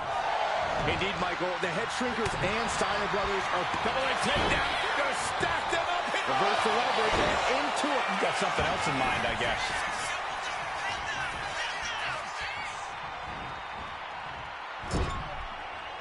Boom! What a right. Gosh. The Head Shrinkers accompanied at ringside by Alpha, but he's not the only tag team legend serving in a managerial role tonight. That's right, Michael. Just like Alpha, Mr. Fuji earned many WWE tag titles as a wrestler. But now, he's hoping to lead Yokozuna to the WWE Championship. And looking at all the top young talent in this ring, I see many other main event stars of the future that could follow the lineage of Yoko. There may be an abundance of togas in the arena today, but you're not going to see a lot of Greco-Roman wrestling out of the Head Shrinkers. They're just looking to hurt the Steiners. And that actually may help Samu and Fatu here. The Steiner brothers have earned most of their wins by utilizing their amateur wrestling skill set. I can't imagine they'll get many grappling opportunities against dedicated brawlers like the Head Shrinkers.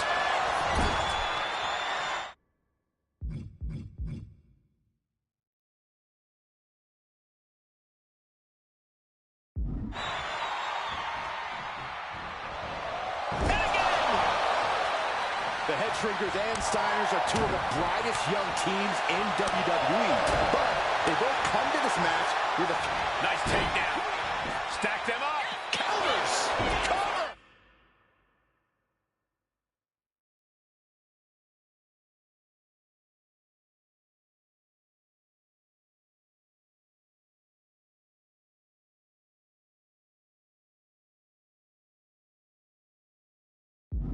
He clearly wants to dish out more punishment.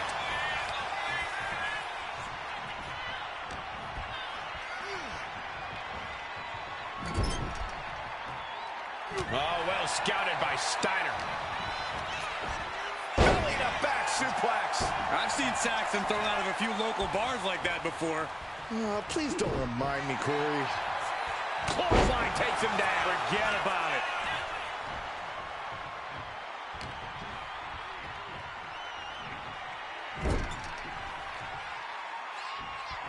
Using the cranium. The whole world is focused on WrestleMania 9 tonight. The last thing you want to do is come out on the wrong side of a match like this.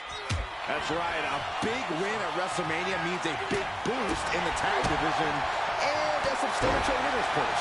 I don't think the Head Shrinkers concern themselves much with the financial matters, Saxton, but they are dead set on proving they're the toughest dudes around.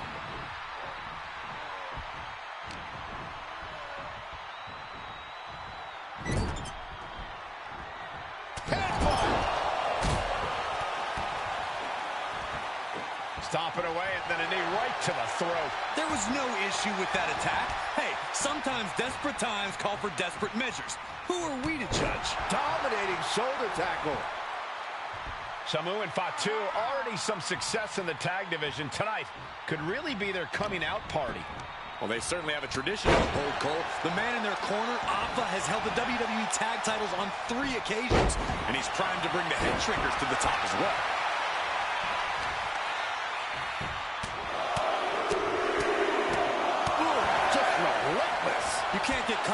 wrestle him like that if you want to win. Roundhouse kick on the mark.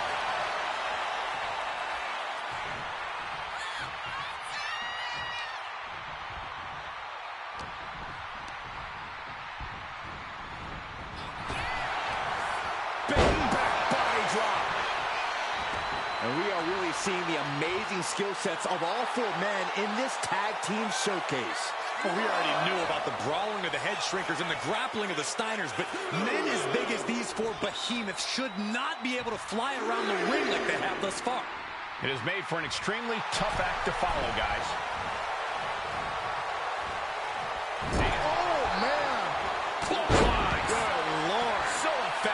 Samu is really displaying aggression. The head shrinkers smartly keeping themselves out of the grasp of Rick and Scott Steiner. There is a method to the madness of the head shrinkers. Tag. Oh, baby, look out. That is the kind of move that leaves our jaws on the floor.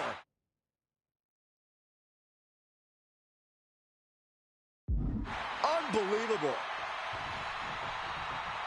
Shoulder tackle.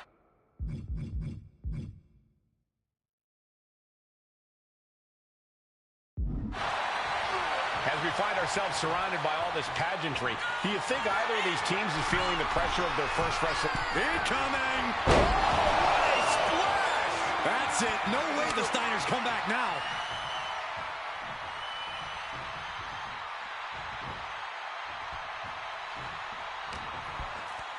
And there goes Steiner sent outside the ring.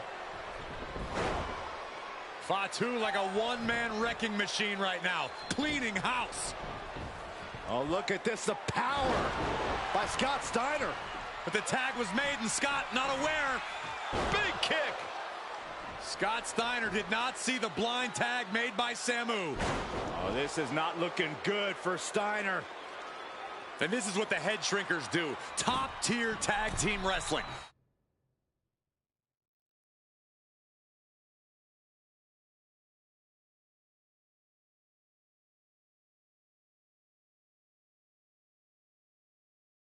Steiner didn't see the tag, decided to hot dog around, and got a foot in the face for it. Before this match. From the top. Diving headbutt. Steiner looking powerless to every attack. Seeing some high-impact offense from Samu and Fatu thus far. I'm not sure the head shrinkers are even going for the victory. They just want to destroy the Steiners.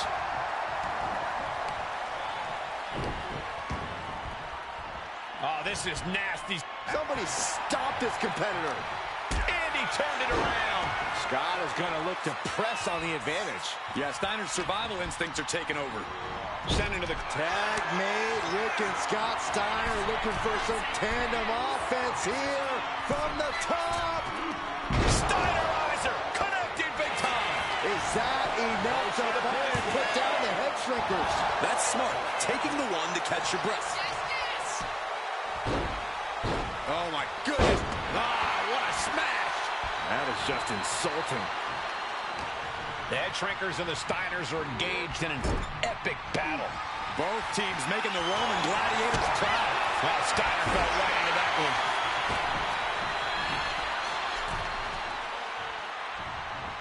What a punch. And he evades the attack. Punch to the stomach and stopped in their tracks. Looking for something big here. He wants it one more time. Diving splash from the top. Incredible impact.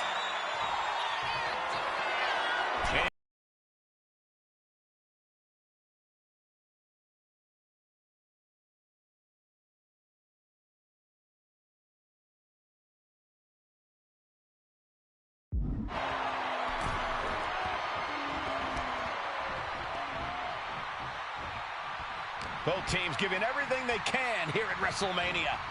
Samu, Fatu, Rick, and Scott, all four men proving to be true gladiators in this battle. Placing him in the corner. Turn it around with a reversal. Running FTO plants him. Nicely done. Samu trying to bring the audience along. Oh, man. Getting tossed around. He's absorbing a lot of damage here. At this point in the match, I say make the tag and recover as much as you can.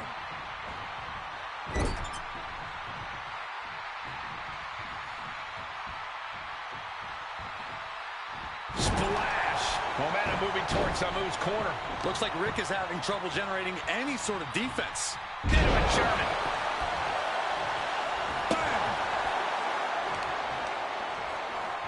Uh-oh. Look at this. She just tossed the leg. Now that's using your head.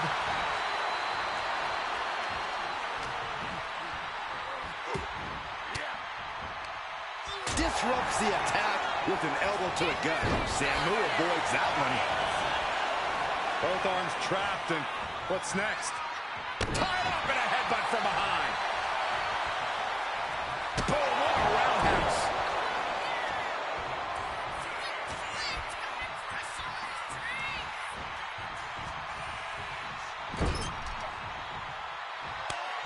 Here's the tag.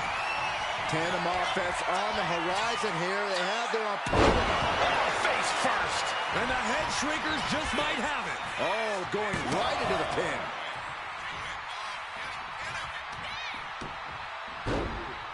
Oh, my goodness, dribbling the opponent's head like a basketball. What energy in this arena tonight. I'm getting goosebumps. Agonizing. Standing drop kick. Great ups. Assaulting the knee with purpose. He's about to do it. He's about to do it. Steiner was at Fatu, hoping that this is the hour. And the head shrinkers get the win. Here are your winners, Samu and Fatu, the Head Shrinkers. And what a huge win for the head shrinkers tonight. Samu and Fatu making their family proud and proving themselves as top contenders in the tag division.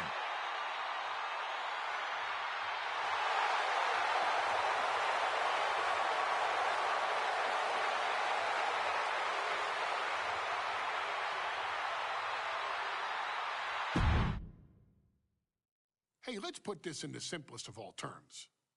Dwayne "The Rock" Johnson is the biggest celebrity on the face of the planet today. Now, whether he's a blue chipper, the people's champion, or as we know him right now, the final boss, The Rock has always commanded all of the attention in the arena since the very first moment he made his WWE debut at the 1996 Survivor Series. Born into this business, The Rock would become WWE's first ever third-generation superstar, following in the footsteps of his father and grandfather.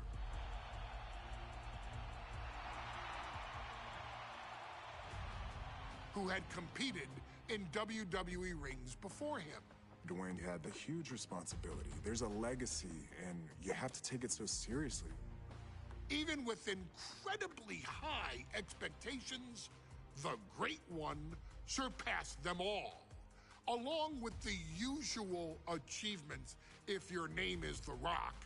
2 Intercontinental Championships, 5 Tag Team Championships, 8 WWE Heavyweight Championships, a Royal Rumble victory, not even to forget the fact that The Rock once led an entire nation. The Rock has one of the more noteworthy feats in WWE history, earning WrestleMania victories over Hulk Hogan, Stone Cold Steve Austin, and John Cena. Each of these men are known as the faces of their respective era. Each of these men found out what happens when you go one-on-one. Oh, you know the rest.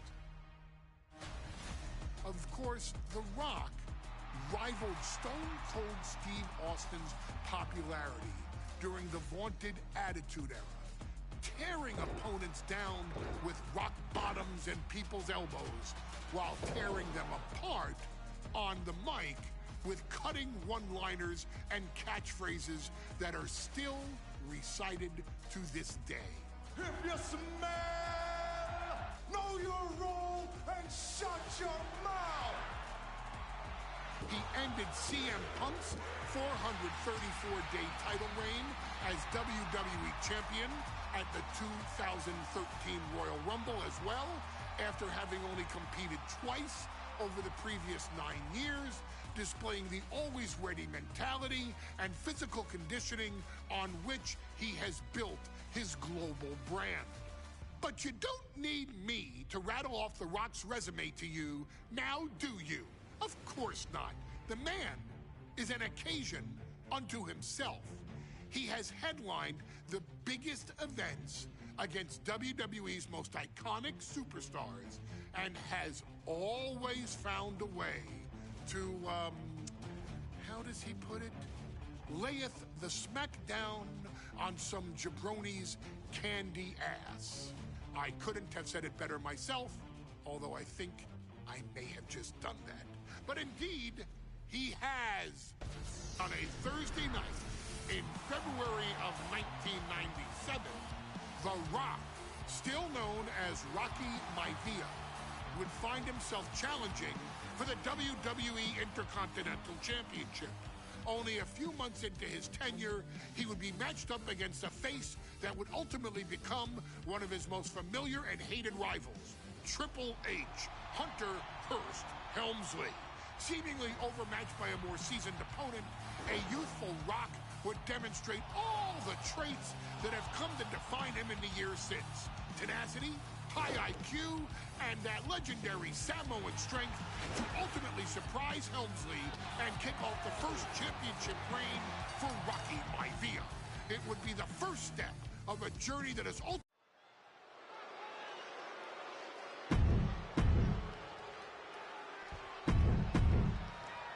Lots of competitors in the back.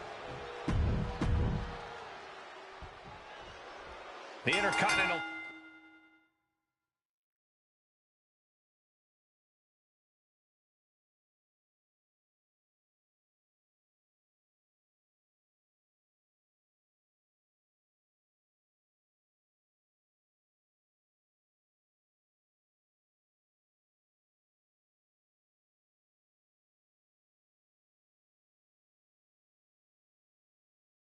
Title hangs in the balance tonight in a match between our refined champion Hunter Hearst Helmsley and the young challenger Rocky Maivia. Rocky Maivia has a lot to prove here. The third generation. Cobra clutch cinched in. The Cobra. And wait a second. Interesting turn of events here. Now he just released the hold, and I'm racking my brain wondering why. Before this match, I was talking to Helmsley, and he said he can beat the...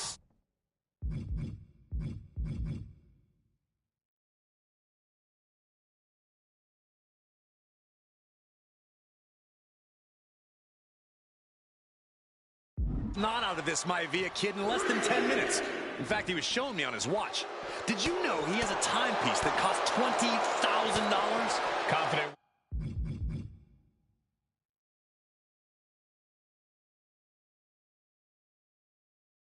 Words from Hunter Hearst Helmsley. Not sure how relevant his timepiece is to this match, though, Corey. It isn't relevant. I just wanted to share an example of how far ahead in the game of life Helmsley...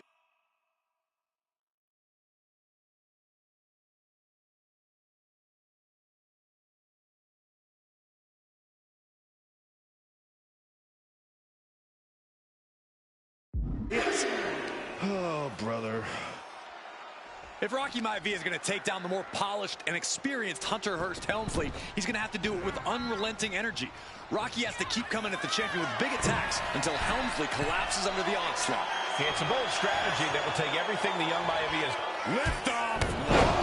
And Rocky there not showing any signs of being intimidated. Maivia took to the sky and executed that high risk perfectly. I don't think Helmsley had that scouted at all. Smothering offense now from Rocky. Maivia keeps bringing the energy, and Helmsley has no answer. Hunter whipped into the corner. Nobody home. Rocky hit hard. And now Hunter looks to take over this match. Helmsley muscling Maivia up to the top turnbuckle in a big right hand.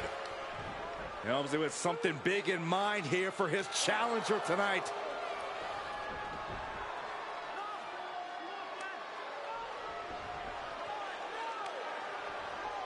Well, this is just blatant disrespect from the arrogant champion.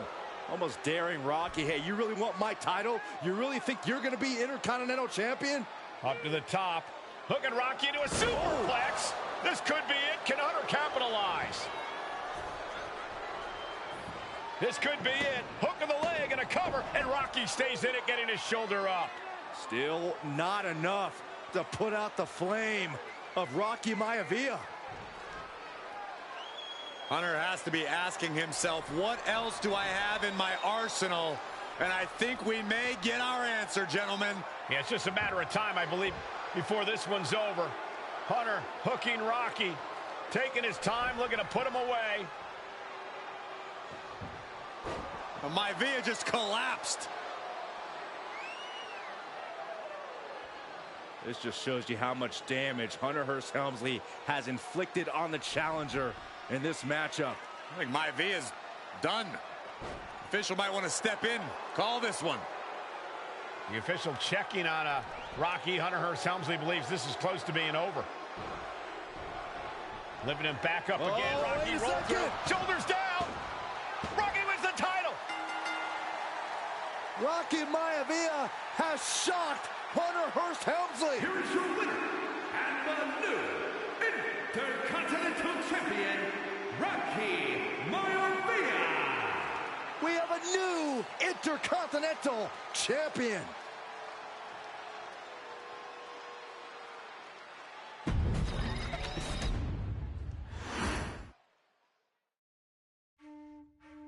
In a family of elite combat athletes and top-tier performers, the final boss has always stood out, even when he was just a blue chipper. But there wouldn't be a final boss. There wouldn't even be a bloodline if it wasn't for The Rock's grandfather, the High Chief Peter Maivia. You can think of him as the first boss. Predecessor to the tribal chief. He is one of, if not the foundation for our family. The Wwe 2K25 Maivia wrestling dynasty. I don't think there's anybody more responsible for what's going on now than the High Chief himself. Peter Maivia isn't simply one of the two principals behind the sacred blood bond. He's also an incredibly decorated professional wrestler who traveled the world and won titles everywhere he went. New Zealand, Japan, Europe, and here in the United States, where he enjoyed especially successful runs in Hawaii and California. Maivia would eventually find his way to WWE, engaging in legendary battles with the likes of superstar Billy Graham. His larger-than-life personality would win the WWE Universe over in short order, as it had throughout his entire career. In the ring, High Chief Peter Maivia was a potent blend of brawn and grappling technique, often muscling his opponents down to the mat through a variety of joint locks and then switching to more painful holds once grounded. His sleeper hold and stump puller were both feared and renowned, and make no mistake about it, Maivia knew there was always more than one path to the ultimate victory. Out of the ring, High Chief Peter Maivia also ran one of the most successful wrestling promotions on the planet, Polynesian Pro Wrestling, based out of Hawaii, showing his mastery of the business in every aspect. His induction into WWE's Hall of Fame class of 2008 was supremely deserved, forever enshrining Peter Maivia as the legend he always was.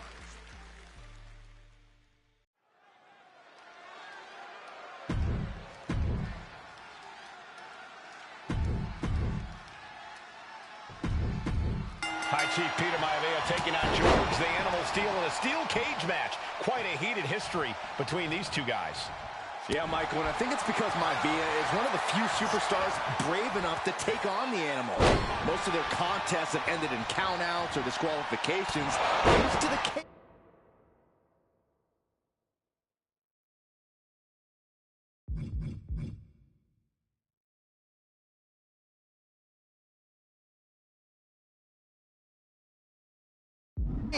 Will get a decisive victory.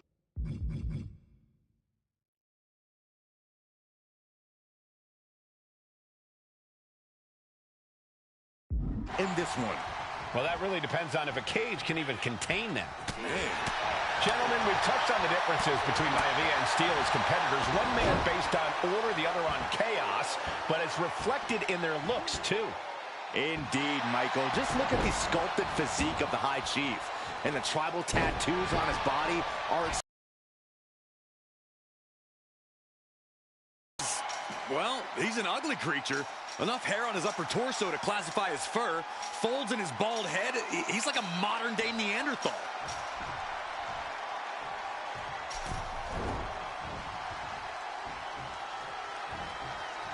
In a well-timed counter, decimating the knee. You have to admit, that was a smart bit of offense, cutting their opponent down to size like that. Oh, man! Some folks call Peter Maivia the Flying Hawaiian, and the reasons are obvious for that moniker. But guys, how has he earned the other nickname of the High Chief? Well, Cole, Peter Maivia is very close to the Anawahi family. In fact, Peter's considered a blood brother to the patriarch of that clan. When you add on the fact that Maivia was born and raised in Samoa, you can see the great pride he has for that land and its people in the tribal ink that covers his body. We've seen that Steel isn't above using a foreign object to gain the edge against Maivia, so he's got to have the advantage in a match where they're surrounded by one huge weapon, right? Well, you'd think that, Cole, but think about how these men prepared for this match. The High Chief is a consummate professional who's game planned for this stipulation. And Steel, well, I think he just shows up to the arena and asks who he's fighting. Oh, stop right to the hand. The High Chief Peter Maivia really making a name for himself at WWE, but he's had plenty of experience on the way up. Plenty of championships on the West Coast, but he's made the biggest splash in Hawaii, where he earned multiple tag team titles. Oh, yeah, Maivia is a huge celebrity on the islands. In fact, I've heard some consider him the personification of Maui. Maivia just dominated the Animal with that one. George is tied up here. There's the backbreaker. Is it enough? Is it enough for Peter Maivia? Oh, the arm taking the brunt of that. The Animal may be wounded prey at this point. The High Chief closing in on a successful hunt. Crank in the head. George the Animal Steel might be a bit of an underdog here. In fact, he lost a match by countout to the High Chief. In Steel's defense, I'm not sure he knows how to count exactly or how to read a rule book. So he's got to be happy to be in this cage. Well, Maivia is called the High Chief in part because of his commanding presence in the ring. He's more than ready for what the Animal will throw at him, even inside a cage. Momentum is all with Maivia now. Yeah, and Maivia has really figured the Animal out here. Going to try and scale the steel cage wall. Trying to stay sure-footed on the way up.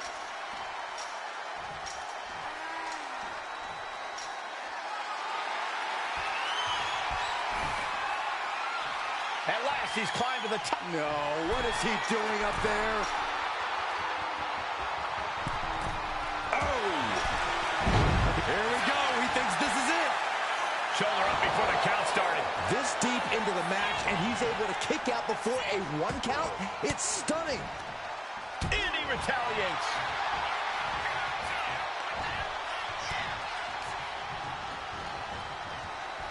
Pulled back into the hip toss. Oh, what a headbutt. You can tell he's looking to end this here.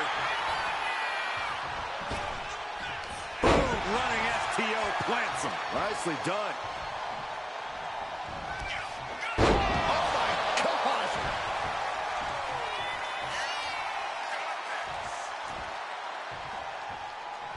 He's trying again. Ooh, man, backbreaker.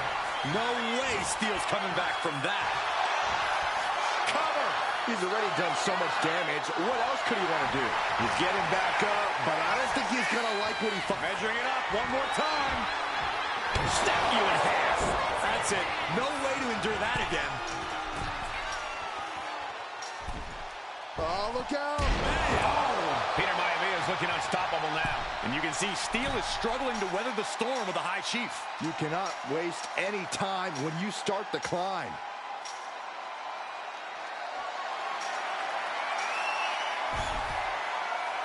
Taking in the view now from the top of the cage. Victory could be close at hand, but first he's got to get himself over the top of the cage.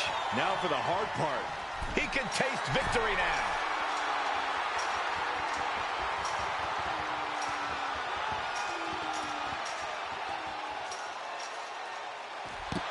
And the High Chief defeats the animal. Here is your winner, High Chief Peter Maivia.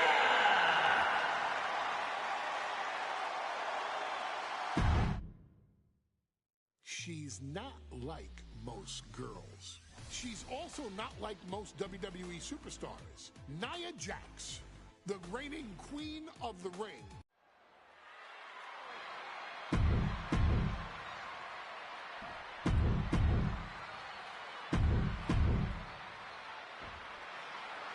And there will be a coronation. And Nia now misses wildly. Lyra goes up over the top. Nia's got it caught, though.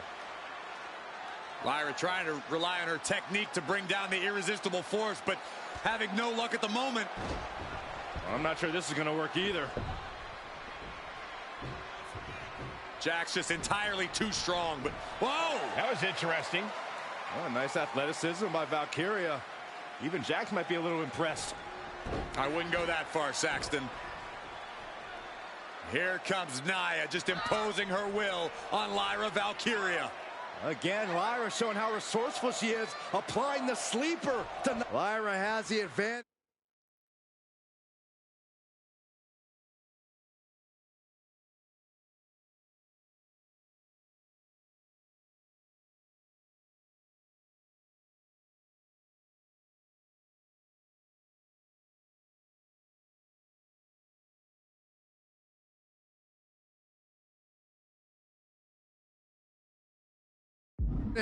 She has Nia reeling. Lyra can't win Queen of the Ring with Jax on the outside. This match has to end in the ring. Anything can happen in WWE. It used to be a tagline, but it's the truth. And Lyra Valkyria is living it. Over the last 12 months, Lyra has already knocked off the likes of Becky Lynch and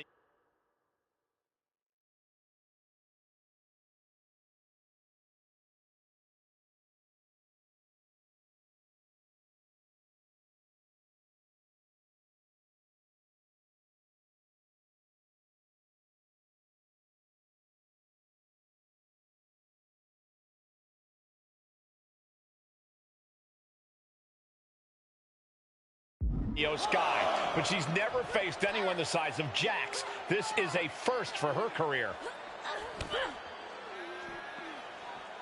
And a backbreaker. I honestly can't believe we just saw a human being tossed like that. The power of a deadlift into a military press. Wow. Walking around the ring. Slam. The amount of force behind that is enough to knock a normal person out. Taken head over heels.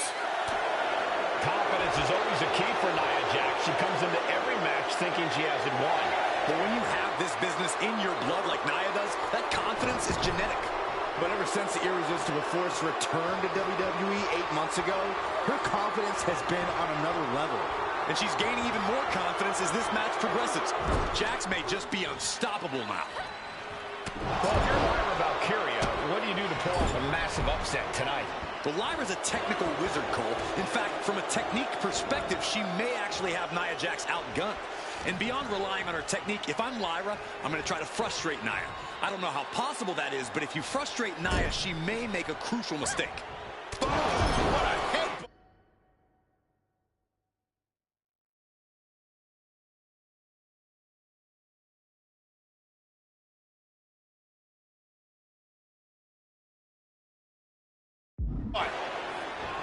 In just a matter of minutes, we'll have our second Queen of the Ring. The first, of course, being Zelina Vega. But you've got to believe that Zelina will want a shot at whichever woman wins this. She beat the woman now known as Piper Niven that night.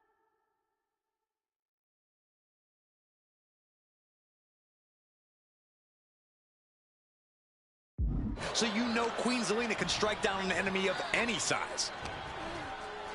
Nia Jax, so powerful, so dominant.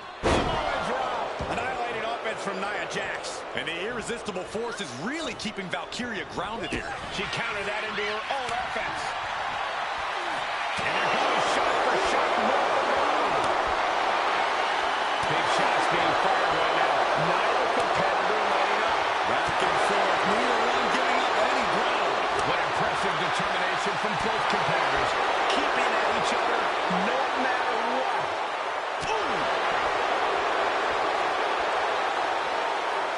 Toe-to-toe, treating each other like heavy bags. WWE fist after fist. Neither one relenting here.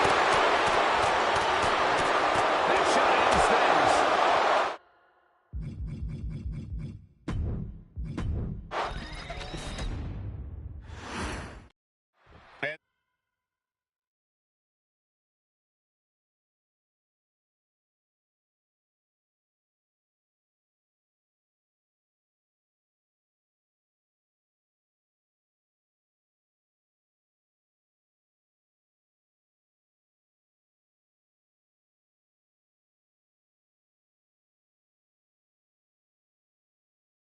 There will be a coronation taking place tonight as Nia Jax and Lyra Valkyria.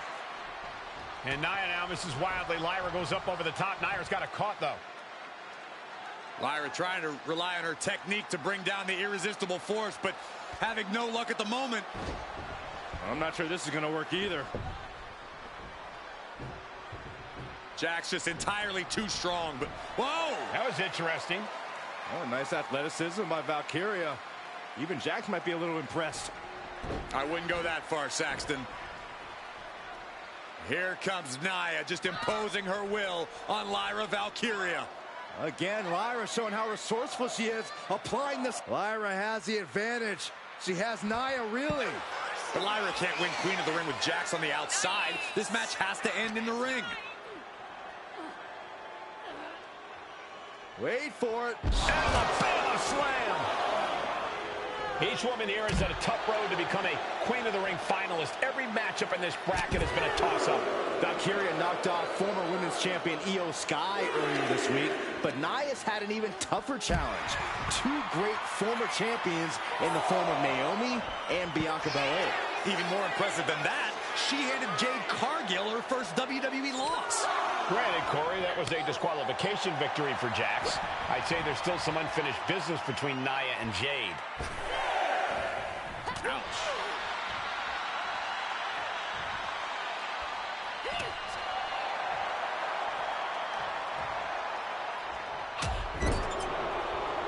Bad sight here, dangling helpless in the corner. Stuck in the tree of woe and just having their face stomped.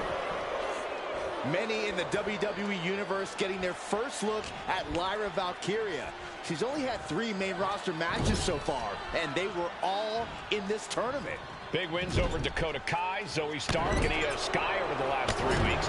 That's an extremely impressive start for Lyra. Wow, undefeated for 3 weeks? Well, the problem being stuck on the top rope is there's only one direction to go. Back superplex. Jax with the irresistible offense. Yeah, Nia is just buzzing right through Lyra here.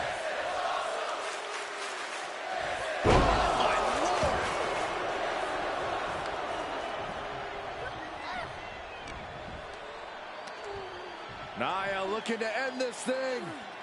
Crashing down. Samoan drop.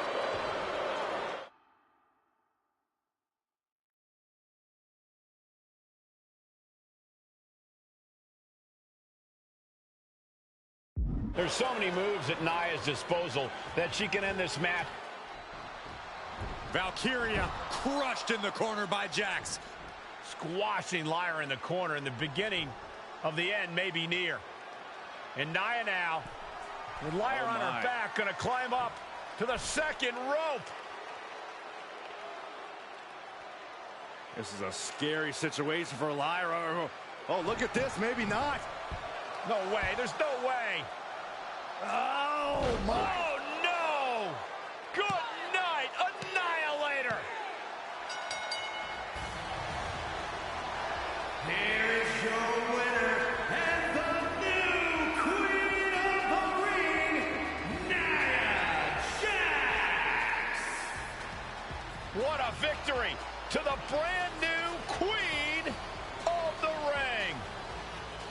Nia said she would do it, and she backed up her claims.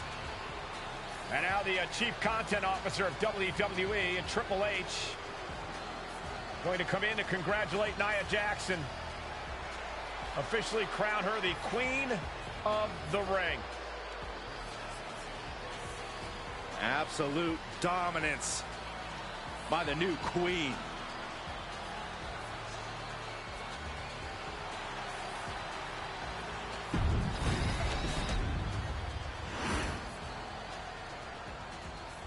I'm sure you will agree with your wise man. Many WWE superstars say they will do whatever it takes in order to achieve success. Quite often, it's a bunch of BS. But if you're lucky, you may run into someone who is willing to look out for the group. Someone willing to make sacrifices. And for this family, there was no one better than Rikishi. After the Head Shrinkers run in WWE came to an end, Rikishi, then known as Fatu, would go on a journey of self-discovery. This journey would lead to him taking on the name Rikishi, a subtle nod to his cousin Yokozuna, as well as an opportunity to start fresh with a global audience. Well, my dad, when he became the Rikishi character, when you think about Samoan wrestlers, right, or mean, or aggressive, he made it like his own flavor, right? He had the blonde hair, still carried the aggressiveness, but I think he just wanted to add like a little flavor to it. It became even more popular to our culture. Rikishi blitzed WWE from the jump, devastating opponents with new tricks and winning people over with his fat-ass dance moves. That Rikishi is fat, all right. P-H-A-T. And with this wave of newfound momentum came even more success, with Rikishi capturing the WWE Intercontinental Championship and displaying incredible athleticism in iconic moments like when he dove off the top of the steel cage. The year 2000 belonged to Rikishi. But little did anyone know, Rikishi held a dark secret regarding a decision he'd made not for his own benefit, but for the benefit of the family. It was at the 1999 Survivor Series that Stone Cold Steve Austin was hit by a car in the arena parking lot, forcing him from the main event later that night for the WWE Championship. For nearly a year, all of WWE was consumed with figuring out who was driving that damn car and why Austin was targeted in the first place.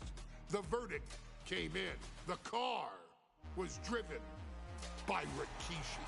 Rikishi would stand strong. Stone Cold Steve Austin. I didn't do it for me.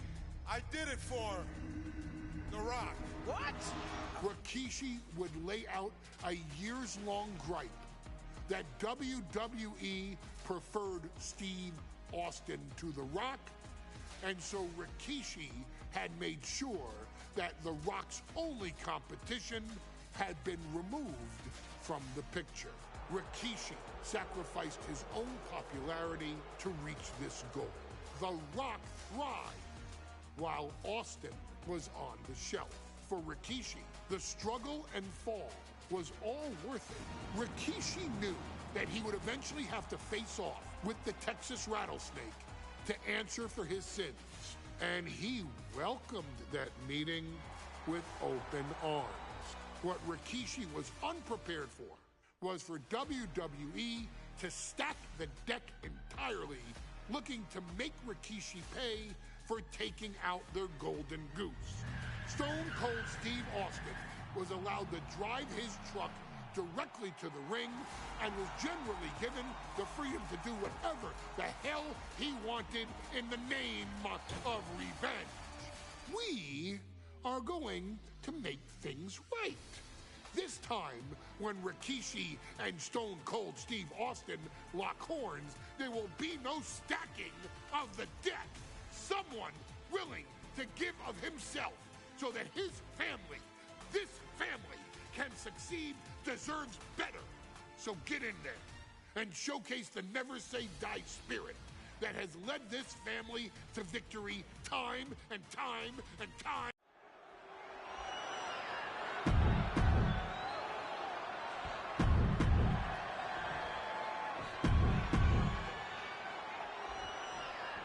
It's a miracle, Austin.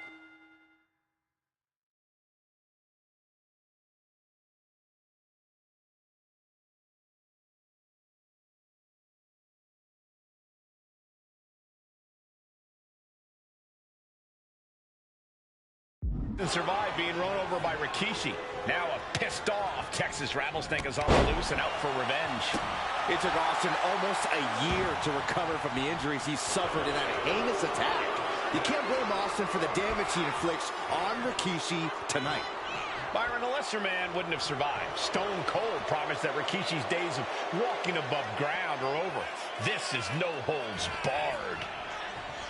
And he now slides back into the ring. Rikishi finds his target with that one. And looking at my monitor, it just makes me sick to my stomach watching Rikishi. This is a man who has no remorse and feels justified for running Austin down like a dog. Look, to be devil's advocate, you've got to look at Rikishi's perspective. He's proud of his Samoan lineage and saw an opportunity to give his people a leg up in the Shark Tank that is WWE. From the top! Good Lord! Taking flight! Adrenaline can make you do crazy things. Exhibit A right there. Lethal combination. Just going all out with every blow.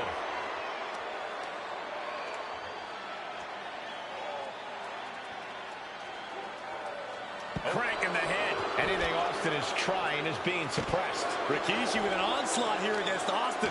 Dare I say, Stone Cold could be in trouble. Ah, what a smash! That is just insulting.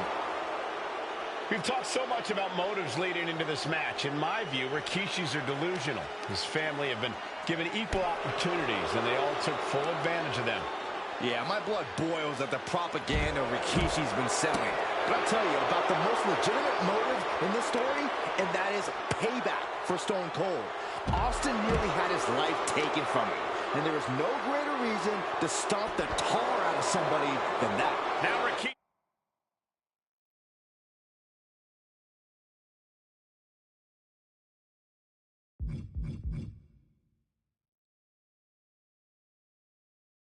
She has the firm upper hand. No one holding Rikishi's family down now, taking out all those years of frustration on Austin here. Stone Cold reverses.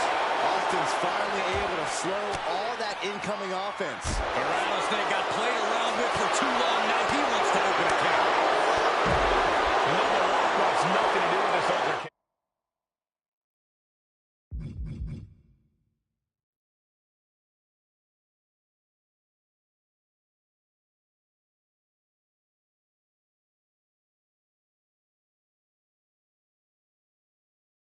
We have to mention the sadness Rikishi has brought to him. Rock might be innocent in this whole ordeal, but I feel that somewhere inside his soul, The Rock is happy with what Rikishi's done. The Rock is proud to have Rikishi and his family. No, Corey, what kind of lies are you trying to spread? We've heard Rock say Rikishi deserves what Austin is going to bring him. There's no family pride in that statement. I'm just saying that blood is thicker than water, and it's been an easier ride for Rock without Austin in the picture. And that's thanks to Rikishi. Sounds more like Rikishi is trying to take credit for all the Rock's success. This conflict is beyond disturbing. Corey, let's go into Rikishi's mind when it comes to defeating. That puts an end to that, thank goodness.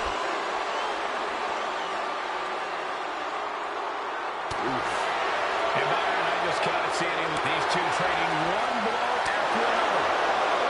Looks like a hockey fight's just broken out. Giving up now is not an option. They have to finish this. The willpower, the sheer guts of these two. Oh, man.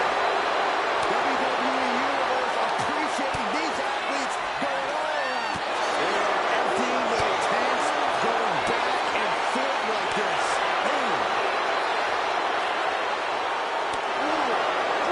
Looks like we got ourselves a hockey fight. Oh, jeez, looking absolutely locked. Punch lands. What a headbutt. Vicious. And that shot just busted him open. Blood flowing now.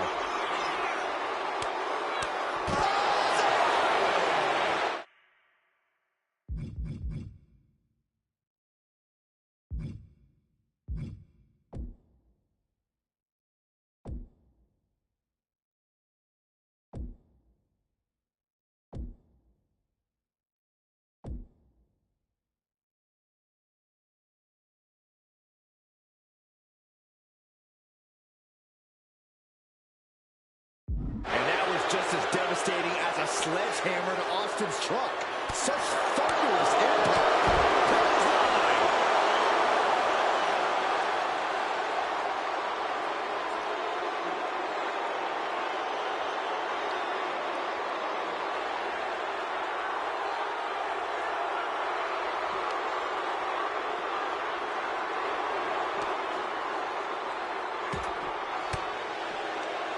Ooh, he fends that off.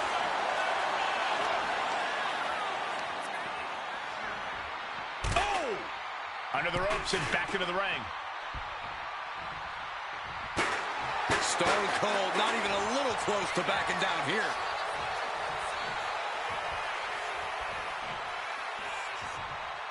A man on a bang. Maybe that'll teach him not to take his eye off the ball. Boom, sweep. Nicely done. Got him lined up, and it's only a matter of time now. And Rikishi. Austin and Rikishi trading heavy artillery on the outside, and here comes the rattlesnake. Stone Cold Steve Austin fired up and revenge on his mind. You got to think about how bad Austin has wanted this ever since Survivor Series last year. Been dying to get his hands on Rikishi. All of that venom, all of the vitriol inside of Austin being unleashed on Rikishi. And do you hear this capacity crowd? They want more from Stone Cold. Nobody wants to see Rikishi get beaten down like a...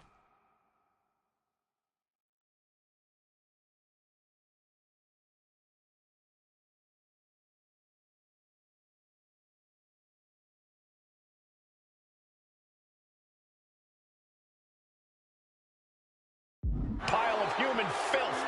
Headed back into the ring. Austin showing no fear, no intimidation.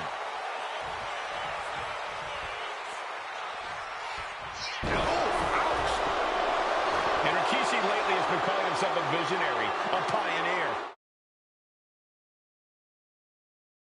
All a bunch of garbage, if you ask me. Well, those aren't self-imposed labels, Cole. Those labels are coming from the family, coming from a group of wrestling legends who are proud of Rikishi for standing up and making a change in this business. I have a few labels for Rikishi. Coward, liar, embarrassment.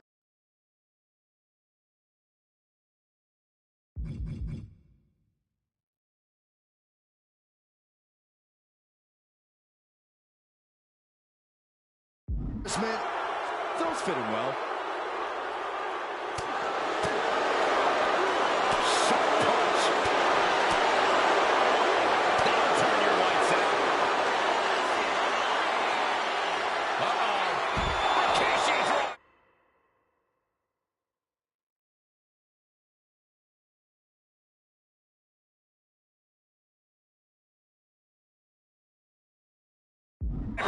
Rikishi got all of it.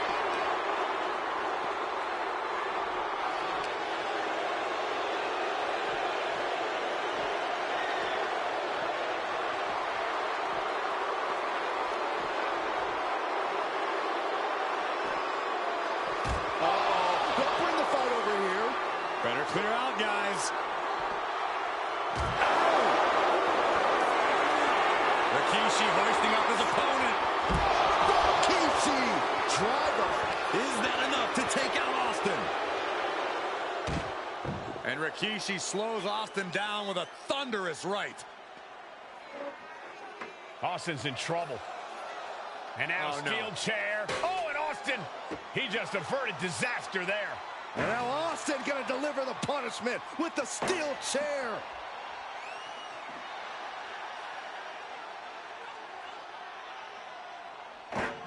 A relentless Texas rattlesnake beating the brakes off of Rikishi with a steel chair. And again, thunderous blows by Austin. Down goes Rikishi. Austin beating the hell out of him. I know Austin has good reason to be doing all this, but he could be taking it too far at this point. I don't think the rattle...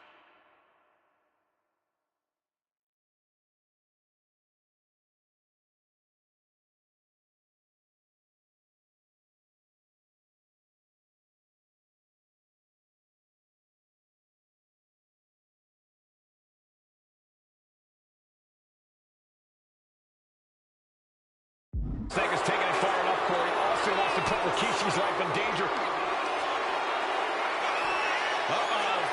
Rikishi driver. Dishing out the big guns once again.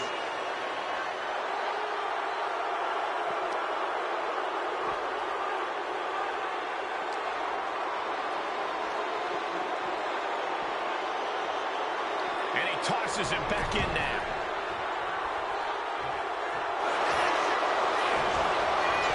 Makes the cover. Rikishi somehow defangs the rattlesnake. Damn it.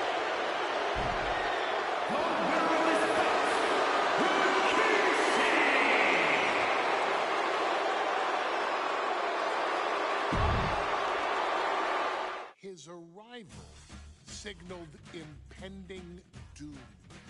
His very presence was enough to intimidate even the bravest WWE competitor. His name itself simply meant the end. And if you found yourself standing across the ring from Umaga, you were most certainly coming to the end of your own road. The younger brother of Rikishi, Umaga, was every bit the Samoan bulldozer that his nickname would suggest, mauling opponents with ease, relishing the chaos that he created.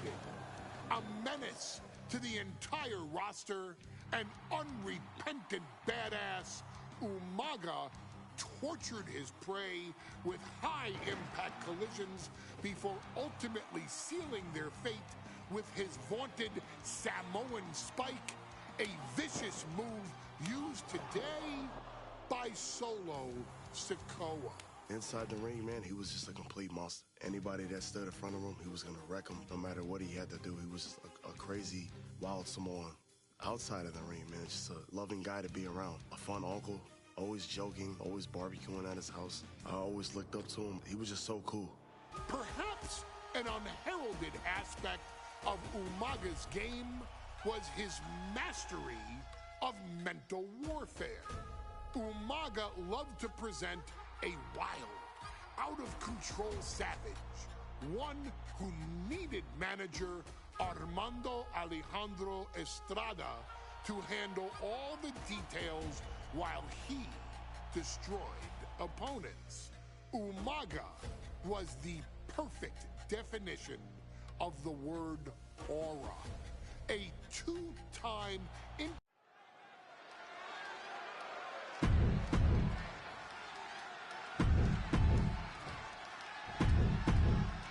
Looking at the champion, I guarantee there. Here we go with the WWE Championship on the line.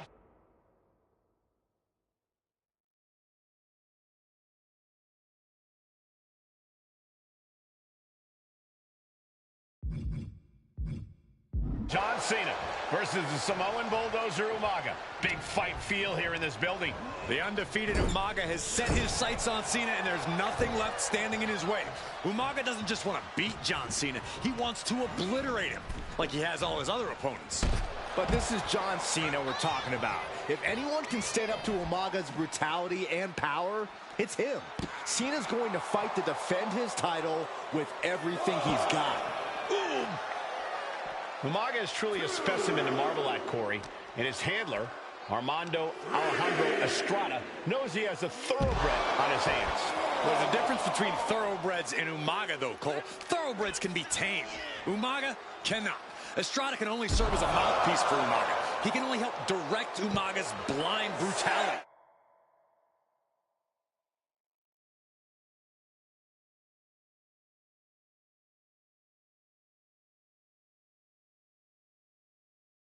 I think even Estrada knows no one can control the Samoan Bulldozer. And he now slides back into the ring.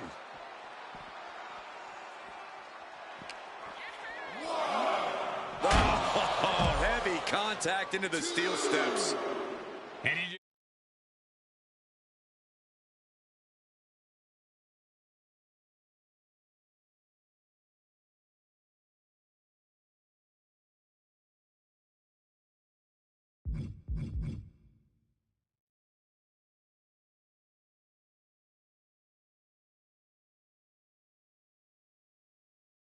You see Cena's legs bend awkwardly off the steel steps. Umaga really pinpointed a target with that attack. I don't know if it was strategic on the part of Umaga. Each shot landing with a little bit more venom. Ooh. And Umaga will look to continue to use his 100-pound weight advantage in an effort to become the WWE champion. Both absolutely drained, but both refusing to give up. Oh. Each exchange just sapping the energy from these two. Who will break first? That is the question. This is a war of attrition with neither superstar wanting to be the one who surrenders. We can see a count out here.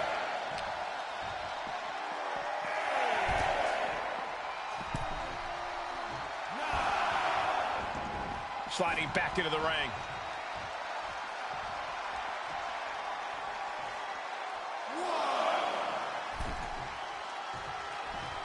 Clothesline! What impact! Cena tonight attempting to do something no one else has been able to do. Be it HBK, Triple H, Kane, the list goes on and on. No one has been able to beat Umaga. Since debuting in last year's WrestleMania, he's never been pinned, never been submitted. Umaga is a man who's... Cena ducks underneath, couple of shoulder tackles now. Cena, the powerhouse, gonna finish things up with a slam. I've been waiting for it the whole time. I don't know why he just called off the pin attempt. Hopefully he has a strategy. Cena turning things around. A rare position.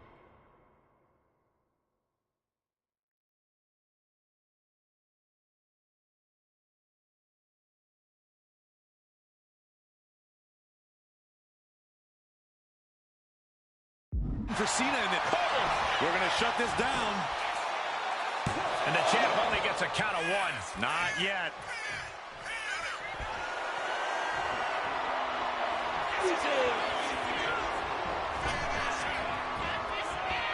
Here it comes. He got out of dodge just in time. Umaga proving to be a relentless super heavyweight, determined on becoming the WWE champion tonight.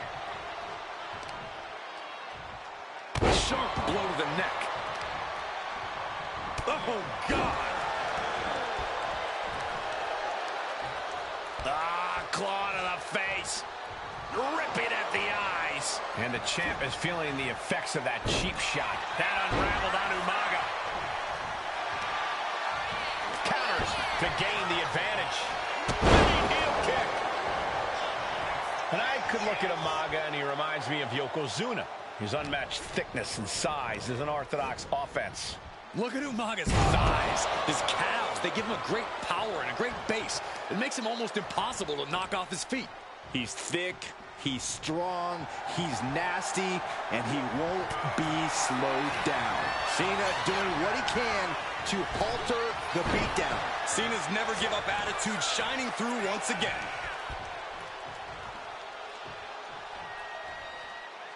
Choke slam!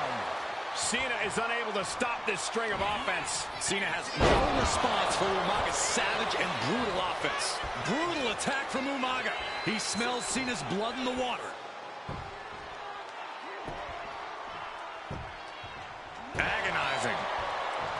And Umaga, of course, coming from a very rich heritage. Some of the greatest athletes in any sport come from the Samoan heritage. Umaga's aggressiveness can be traced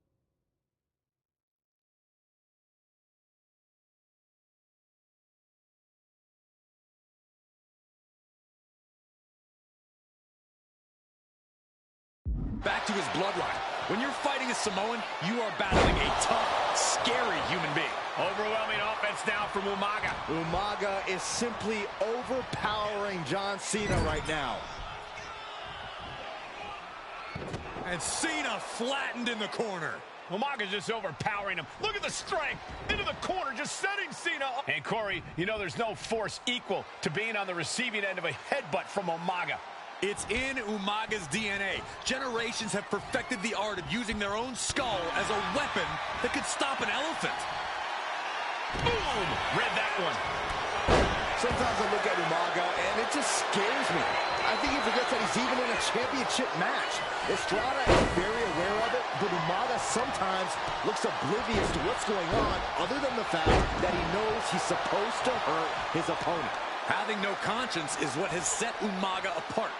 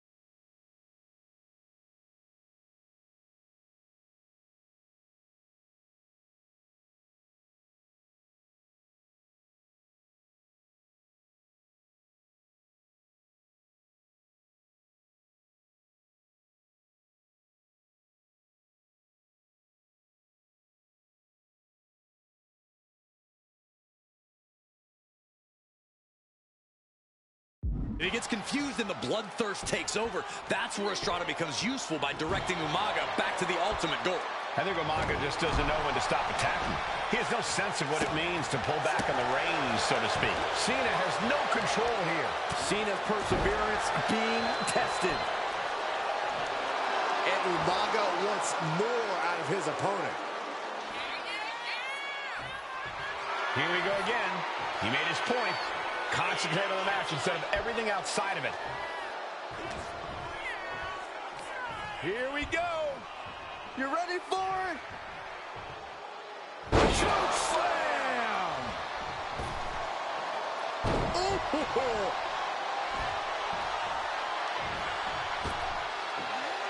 oh man! A completely relentless attack from Umaga. Full focus from Umaga.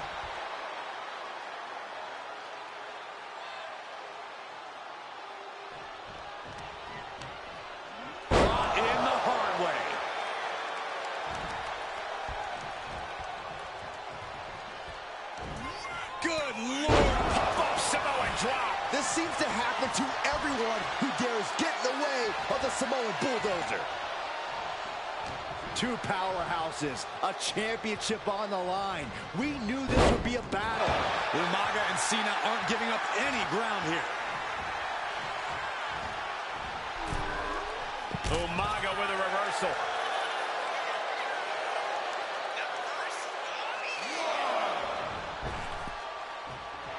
The Wild Man Umaga only getting more intense here.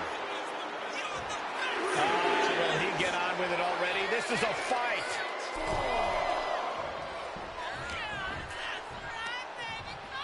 Pulled in for belly to belly. An uninterrupted surge against Cena here. Cena has to find a way to reassert himself. This'll do it. Umaga, Samoan spike. The challenger clearing a path. Here it comes. Oh, Samoan spike. We might be moments away from crowning a new champ. This'll do it. Umaga. Oh, Samoan spike. We might see a new champion crown. We almost had a new champion. We knew it was not going to be an easy task to put the champion away, and that's being proven right now. More like the champion's proving that sooner perished. Umaga's gonna fly! What a Samoan splash! Going for the win, not letting up. New champion, an undefeated champion. Here is your winner, and the new WWE. Hey, in WWE, things move really fast. If you aren't present in 3 minutes, that's why you always have to make time to make sure that you check. Hold on. Did I just hear myself say 3 minutes? Stop. Can you believe I'm actually doing Eric Bischoff's shtick? In the early 2000s, few words sent a shudder through the roster like the words 3 minutes, summoning the fearsome duo of Rosie and Jamal, collectively known as the 3-minute warning. Initially hired by the aforementioned Raw general manager Eric Bischoff to interrupt anything he didn't find to be entertaining. You're just not entertaining me. 3 minutes are just about up. The two instantly made their mark in WWE with their complete and total decimation of anyone that was targeted. Their formula was really simple. Two bruisers with surprising quickness who took pleasure in throwing opponents all around the ring with reckless abandon. And the trail of bodies left in their wake remains a testament to their devastation. Rosie, older brother of your tribal chief Roman Reigns, and Jamal, who would in time develop his skills further and take the name of Umaga, were about instant gratification. They treated matches like a race, seeing how much damage they could fit into the shortest time possible. The 3-minute warning with my brother and my cousin, it was just one of the coolest gimmicks of all time to me. It was catchy, you know what I mean? Like, you kind of knew what was happening. And I feel like we all remember when the 3-minute warning hit for the first time. You know, the whole Den TV area just lit up. Every match was a train wreck, as the two would use their size to overwhelm most opponents, coupling that with incredible tag team maneuvers to increase the carnage to its maximum levels. That approach, maximizing damage while minimizing time, was a 3-minute warning signature. The team itself saw its run in WWE last for a little over a year, but in that time managed to make such an impression with the WWE Universe that it still resonates today. They are proof of the impact anyone can make if they capitalize on their opportunities, as 3-minute warning did every single time. It was a short-lived gimmick, but it was a really cool gimmick, and I just think it shows the versatility of, hey, if you need us to go out there and tell you a Broadway story, I'll cover 2 hours if you like. But if you need us to come out in 3 minutes to make an impact, we can do that too. But you gotta be really good to be thrown in there with the very, very best in the industry. I'm getting all pumped and proud, you know, for my brother and my cousin right now, just thinking about it. Here in the WWE 2K25 showcase, we have selected another team that embodies the same mindset in Akam and Razor, the AOP. Similar to Jamal and Rosie, these two look to inflict the most pain in the most efficient manner. Like 3-minute warning, AOP happily dispatches when summoned. Like 3-minute warning, AOP features 2 Goliaths who will hurl your body from pillar to post before finally bringing it all to a most painful conclusion. It's up to you in this Extreme Rules contest to beat the AOP to the punch and showcase the Wrecking Crew approach that made 3-minute warning the premier bruiser squad in all of WWE. And don't worry, we will give you more than 3 minutes to make that fact perfectly clear. As a matter of fact, take your time and enjoy dishing out the punishment.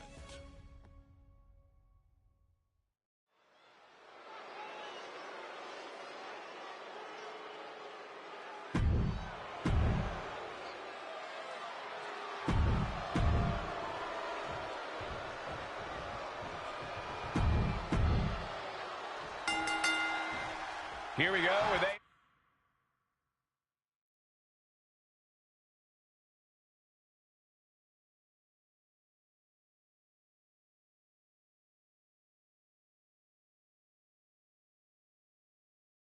AOP and 3-minute warning going head-to-head. This is an Extreme Rules match, and it's a good thing it is, because neither one of these teams likes to play by the rules or limit their aggressive tendencies. Well, there is nothing on the minds of these men except dealing as much damage to one another as possible.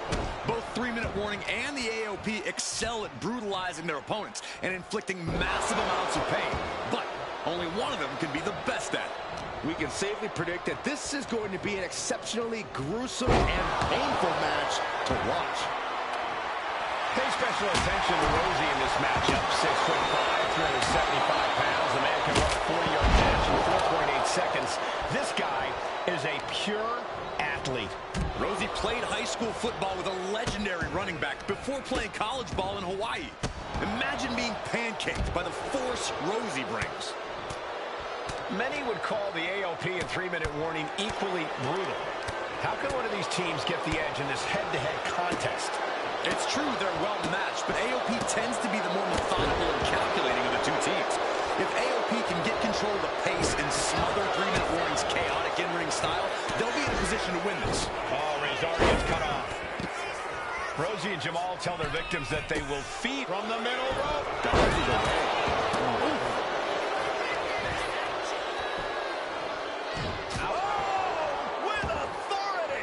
He's reaching under the ring for anything useful. Oh, boy, come on, not the chair. He's starting to look bad. You know exactly this kind of match. And he's leaving the ring for the moment. Well-placed elbow to break up the maneuver. What a throw. I don't think people realize the amount of strength it takes to hurl someone like that. Counter after wicked kick to the face. 3-minute warning might just be done messing around. Ah, look at this, just cranking it out. Man, Rosie and Jamal, Akam and Razor representing the biggest, most imposing teams WWE has ever seen. Both teams don't care what the motive is, don't care who the target is. Their goal always remains the same, and that is complete destruction of the opposition. We call them equal opportunity ass kickers. The first few rows should take a couple steps back because no one is safe when you're in the vicinity of these teams. What are we going to see here? Look at the power. Driven down hard. Right to the legs. Thinking of going high risk here. He quickly slides it. First up top. Whoa, what a landing. Took a leap of faith and connected perfectly. This could be just what they needed. Oh, right on the arm. Not good. Watching the hardcore style of 3-minute warning. Both of these men are from the hood, so to speak. Grew up in the streets, brought up to be tough. Rosie and Jamal have a rough tenacity. A duo that couldn't care less about headlocks. They're just all about beating the hell out of you. 3-minute warnings, thug-like tactics need to be respected. Rosie and Jamal only care about one thing, and that's the winner's purse. Delivering nasty stomps. No count out as he takes things out of the ring.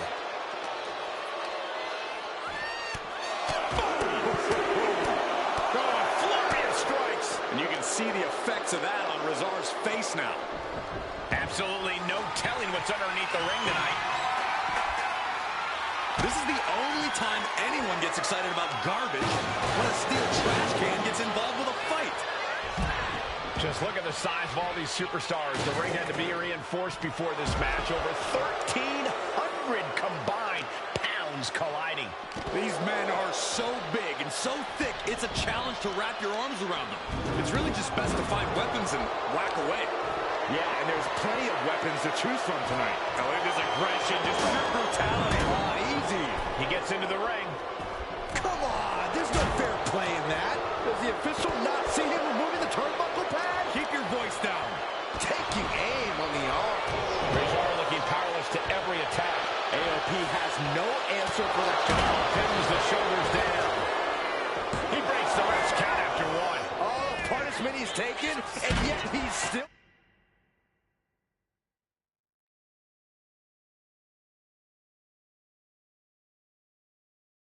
on this match. Razor cuts him off.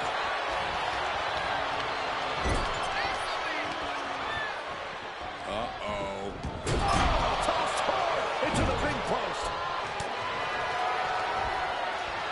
What are they attempting to do here? Looking for a suplex. No. Followed by a stop.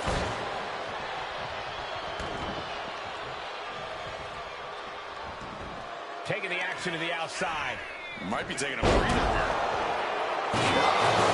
What destruction. Nothing says, here's my vicious side, like throwing a trash can at the fallen opponent. We knew this would be a grueling and punishing match, but AOP and 3-minute warning are exceeding all expectations.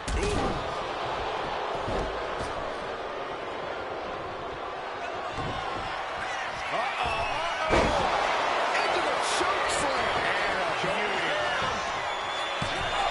You gotta be kidding me. You gotta be kidding me. Everyone here is in shock. That was the best weapon in the arsenal, but it wasn't enough to produce it. Flying. Taking a moment to get pumped. Take it over. Go for the win here. And the count doesn't even begin. How'd he do that? He just flipped the script there. Bump handle locked in. Death Valley driver. That's it. 3-minute warning are done. 2. Oh, he just kicked out. His opponent thought he had it. Into the cover.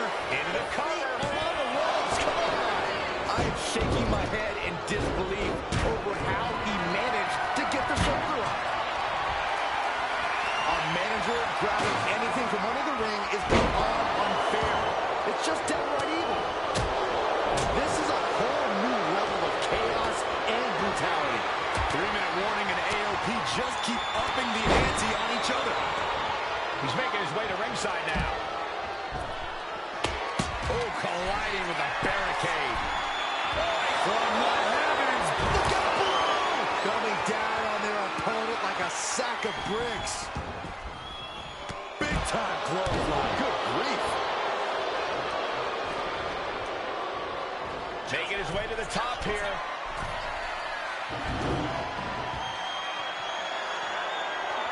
Perched up top, through the air, it connects. You gotta be a certain kind of crazy to even think about attempting that kind of offense. I can't say it didn't pay off.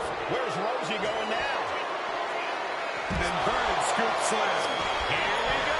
Coming down with incredible force.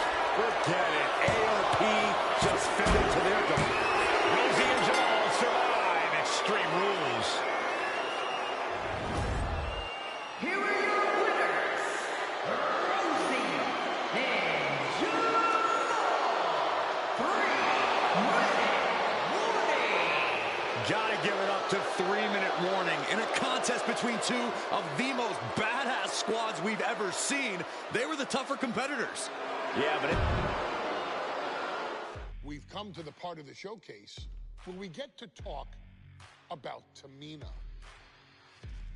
Ever since walking into WWE, shoulder to shoulder with the Usos, Tamina's alliance with this dynasty has never been in question.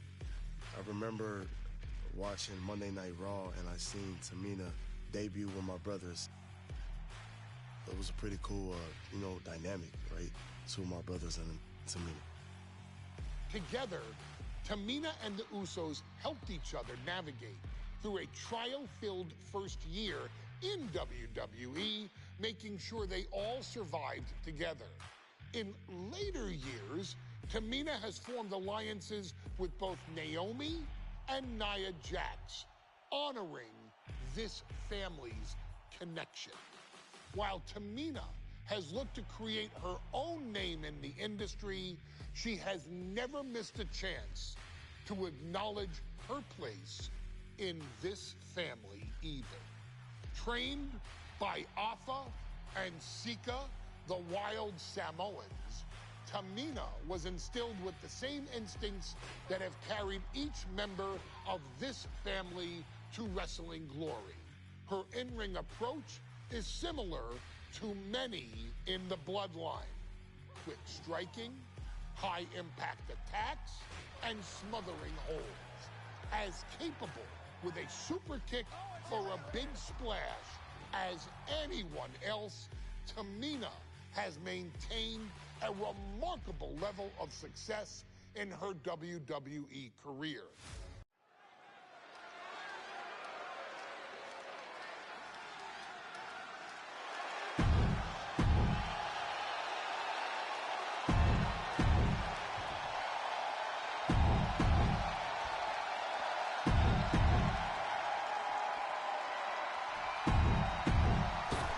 Charlotte, Becky Lynch, Tamina, Carmella, Natalya.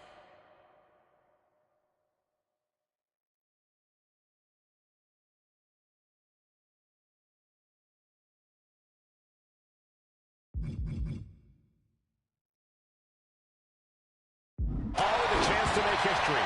All with the opportunity to be called the first ever Miss Money in the Bank. The revolution that became an evolution only continues in the women's division. One of these women will climb the ladder and earn the opportunity of a lifetime. Is there anyone more intimidating in this group than Tamina? I've said it before, it could be a coming out party for Tamina. This is her time to live up to her family's legacy.